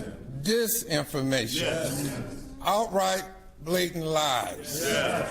A lot of money being thrown out the window. Yes. And money being wasted. Yes. And Donavan reflects the power of the people. And we know that Donavan is one of us. Donavan is accessible to us. Yes, he is. And Donavan will be accessible to us once he gets into Congress. Yes. And we have someone that we know that will be there to represent our interests. I am proud as his pastor. I am proud as a native Detroiter resident who lives in the 13th Congressional District, who voted for Donavan. Not only to have him as my member, his beautiful wife and children, and his family here at Mayflower, but we are proud as Mayflower, as Detroiters, as Michiganders, to have such a fine young man to represent us. May God bless him, and may God keep him, and may the people continue to uplift him. Yes. Donavan.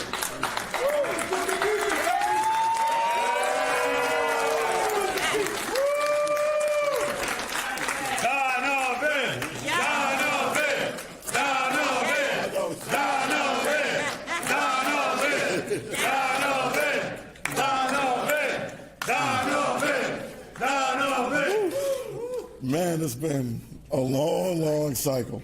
Yes. You know, I lost my voice, so sorry I'm so hoarse. But, man, we went up against the odds. And I just want to start off by thanking, because we're in the house of the Lord. Yes. Amen. Thanking God. Amen. Because not only God is the head of my life, but we could not do this without the Almighty. That's right. He aligned everything that has happened in this campaign. We could not have done this because you guys know what our district needs more than anything. That's right. We need representation. And we've been fighting for it for a long time. But usually the folks in our community kind of get in our own way at times. Yes. And they tried to get in our way this time. But God made a way. God made a way. Oh, he made a way. Yes, sir. I'm trying not to tear up. It's all good, Doc.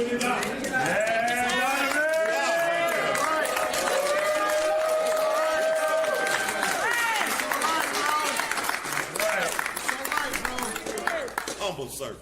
For us to have a head-to-head race. Yeah. When so many people wanted to run. Yes. People either couldn't get the signatures or they got kicked off the ballot. Yes.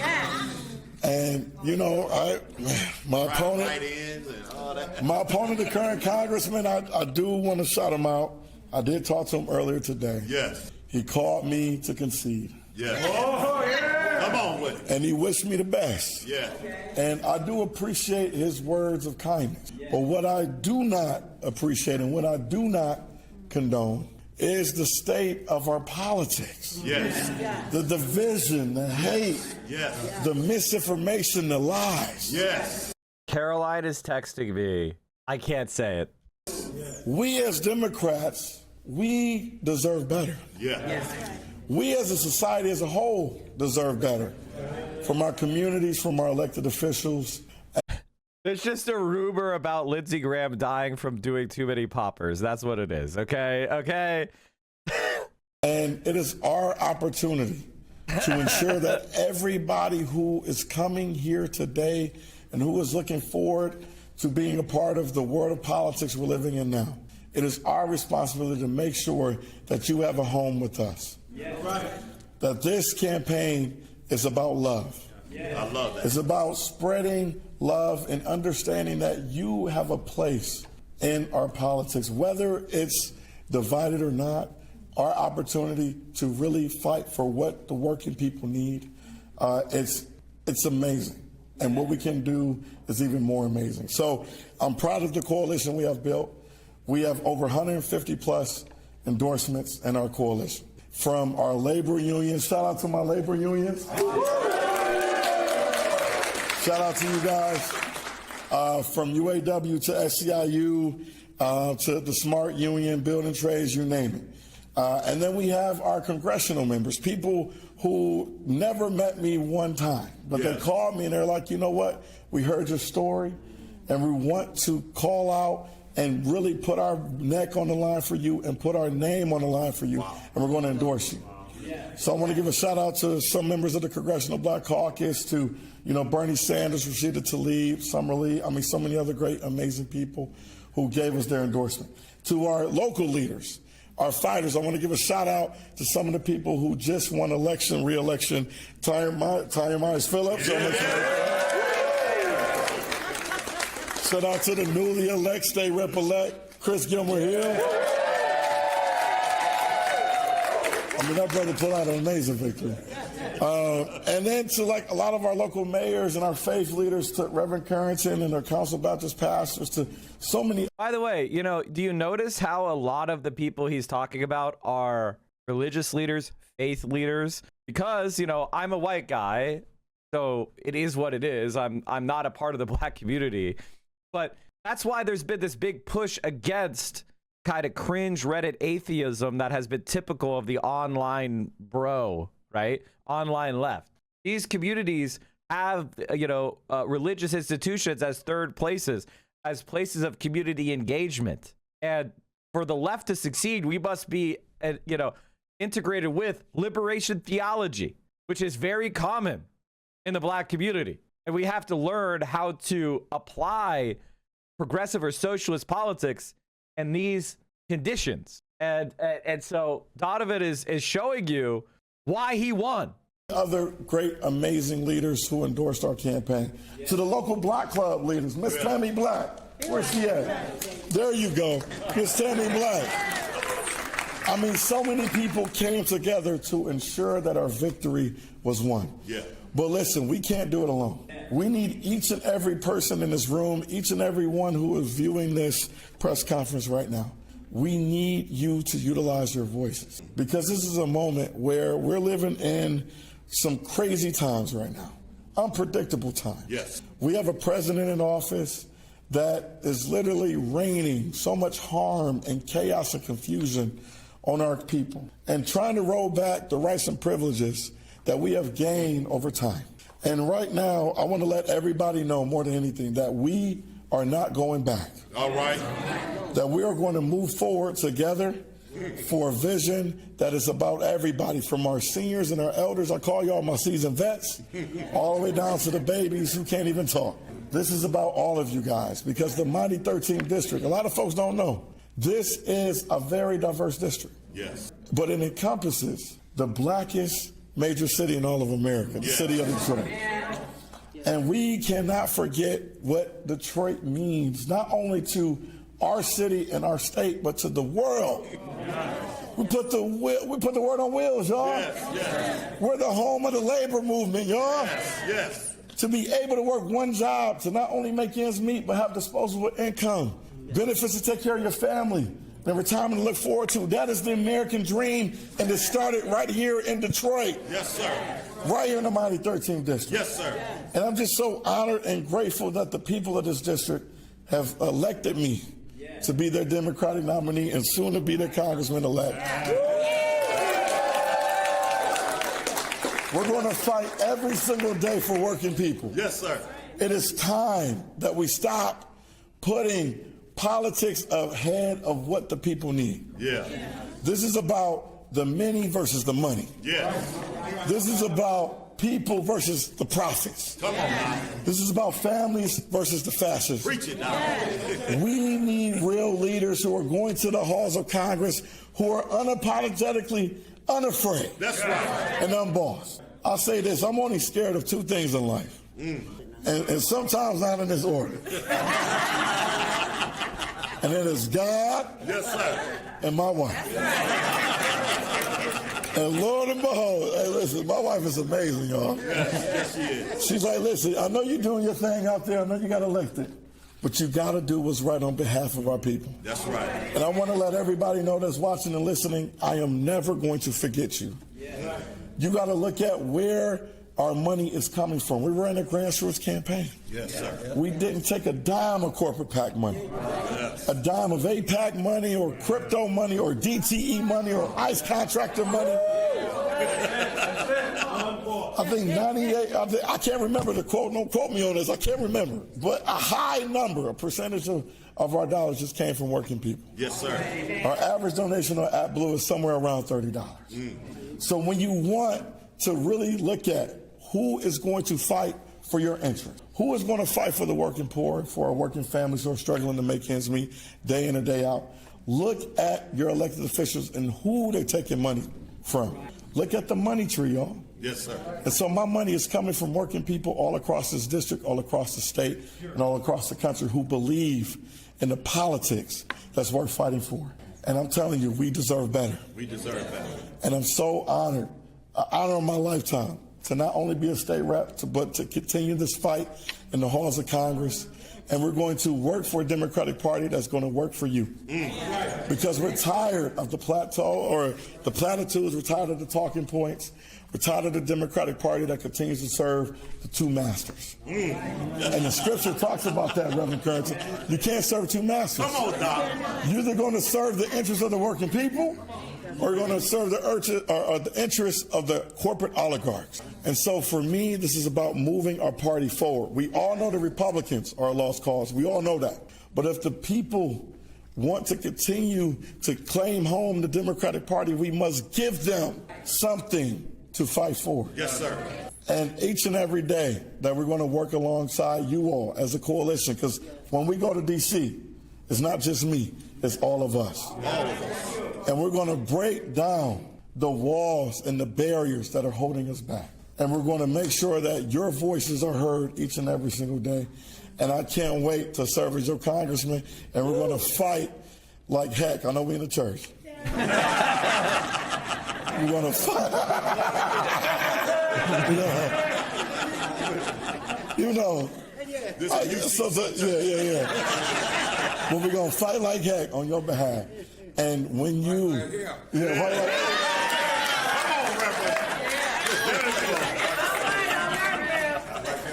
Side note, I got in trouble saying hell in the church one time.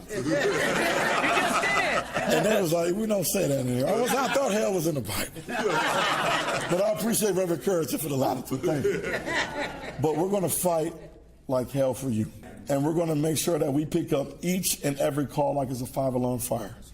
We're going to do our constituent services differently than our past congressmen or soon to be past congressmen. I mean, guys, like, as I said to you, like, if you've been watching and listening to my stream, he's hitting exactly what I was saying earlier. Exactly what I was saying earlier, bar for bar, constituent services, connection to the community, you know, representing our politics, but integrating it in a way that is culturally compatible with the black community. This is going to be absolutely huge for us going forward. You want to see us make progress with the black community? Leaders like Donavan are exactly how we do that. And like, this is what's different about 2016.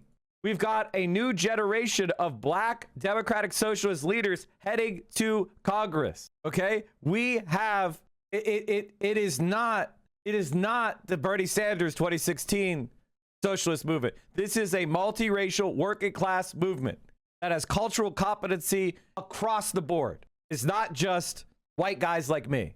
And we're going to make sure that my staff that is here with me, working on my state level, we're going to take them to Congress with me. We're going to expand the way our operations work day in and day out. And this is what we're going to do. We're going to open up multiple district offices so we can be available and accessible to you around the clock. Because it doesn't matter what issue. When you call your government official, it is our obligation as government officials to ensure that you get a call back. Come on, guys. And so I can, man, I always say this, you give a mic to the two P's, a politician or a preacher, we can go on fast. But I know when to wrap it up because my voice is getting even more raspy. But I'm just honored and grateful for everybody here. Thank you for taking the time for showing up. Thank you to everybody who is listening in, tuning in. And thank you to the mighty 13th District for giving me an opportunity of a lifetime to serve you. And when we fight for you, we fight for everybody. Thank you. Thank you.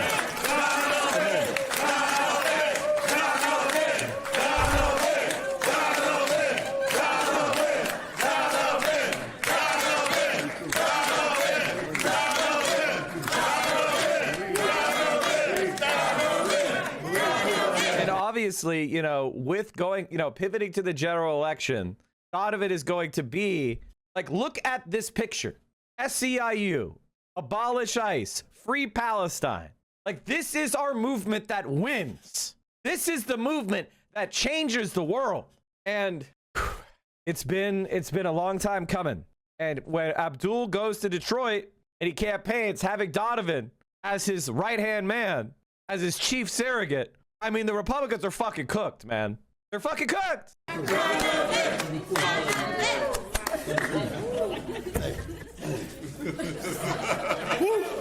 Okay, we're good? Everybody good? Okay, thank you.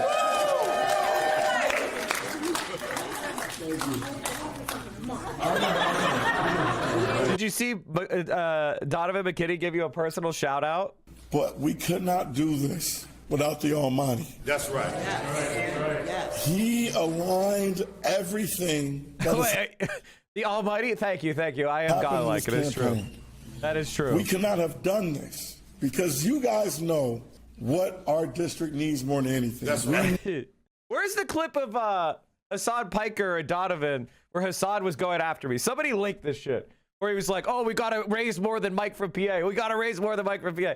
Motherfucker, he would be scared to ask you guys for a goddamn thing if I didn't do it first. You know what I'm saying? I remember when Hassan had politicians on before I had them on. Now that he has them after me, he actually does his job and raises money for them the right way. The influence of Sagar growing haircut and tie always makes you look smarter. Can't deny it. When do we get rid of white people? I think one of the things about conservatives are they are very stupid. I don't know if you noticed, but white people and black people, we're all together here and all part of it. Jules, do you have that? What do you guys find me the link of Hassan during his stream when he had Donavan on? Fucking try to call me out. Equals democracy for Detroit. We are $200 from 50K. $200 from 50K. That's crazy. Wow, this is a blessing. Wow, we cooked. Yeah, y'all did. Y'all cooked. We cooked Michael from Pennsylvania.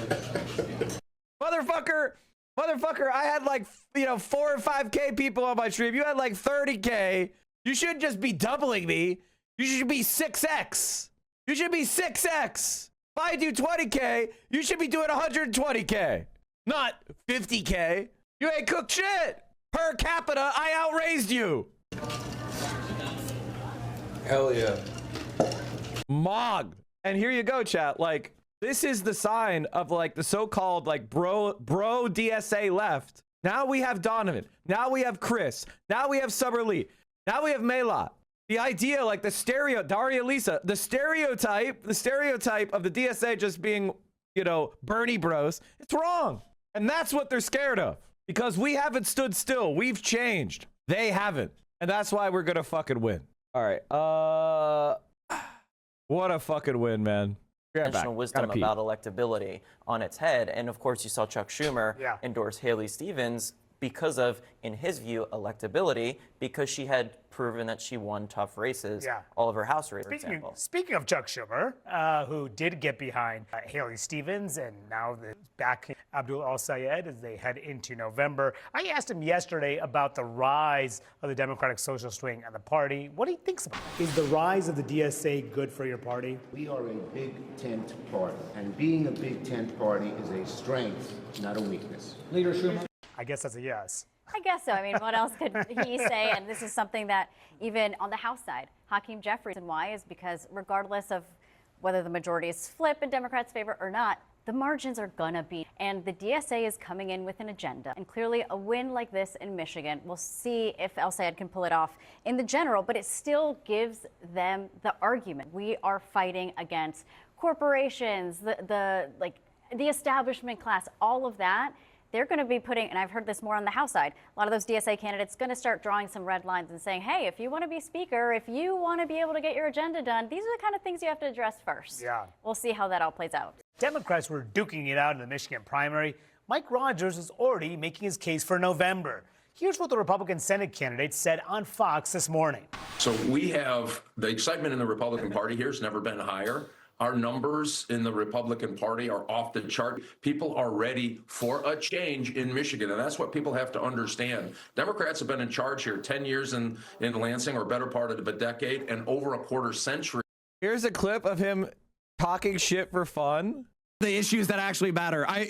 And be like, old tweets, who gives a shit about old? Oh, we already watched this. We already watched this in the United States Senate, and only thing has happened is we are worse in every metric category we have here in the state. David Chalian, what are you watching for as Mike Rogers pivots to the general election?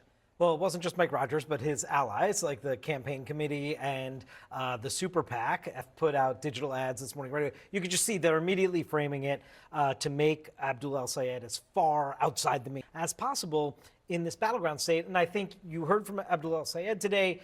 I think you'll hear it, no doubt, from Democrats as they sort of start unifying in Michigan.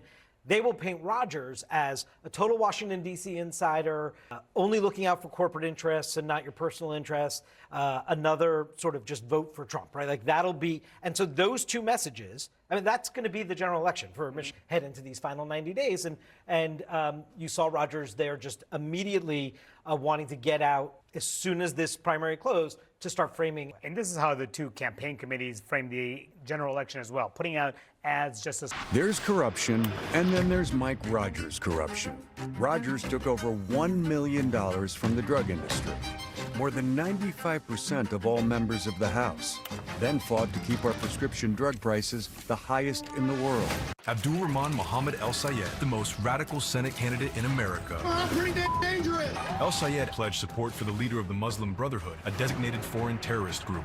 El-Sayed actually made that point in that press conference today, where he noted that they're saying his full name, Abdul Rahman Mohammed El-Sayed, which I'm sure you'll hear a lot more of. Oh, yeah.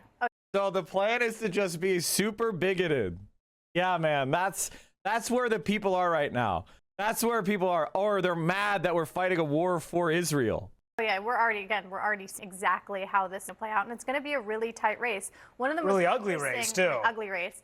One of the most interesting things, I think, in Mike Rogers is the fact that he is not really commenting on national politics at all, which is a really interesting strategy. It's essentially the opposite strategy of what we saw in New York in the mayor's race, right? When he gets asked about these issues, he really hasn't been asked a ton about these issues. He hasn't. My colleague asked him several questions about national politics. He pretty much punted on all of them. He said he's focusing on the local issues. which is an interesting strategy because you know that Democrats are going to be, as you said, tying him in with Donald Trump, and that's fairly easy to do. I think people forget that he was one of the last contenders to be FBI director before it went to Kash Patel, and so he is very close with the president, and you're seeing how he's going to try to go that fine line between not breaking with the president, but also not directly talking about him. And it's interesting. Yeah, that's not gonna work. The idea, like, I'm gonna just run for Senate without talking about the president of the United States. Good luck. All right, everybody, I'm gonna call that today. I actually have to bounce. I've got a commitment. And ladies and gentlemen, we have won multiple massive victories yesterday, a couple disappointing defeats, but overall, another huge W for the Mike from PA, Hassan Piker, evil streamer Axis. All right, everybody, stay safe. Solidarity forever. Socialism will win. Don't forget, here's all my links. I also have a podcast. We just had an interview with 3 Arrows, and previously we had an interview with Attouché Films. And this week we're going to have Wow Mao on the podcast. So go check out the Reaction Podcast with me, with Greta, and of course Yagopnik. Hit that subscribe button. I'll see you all soon. Stay safe. Solidarity forever. And we have won. Free Palestine.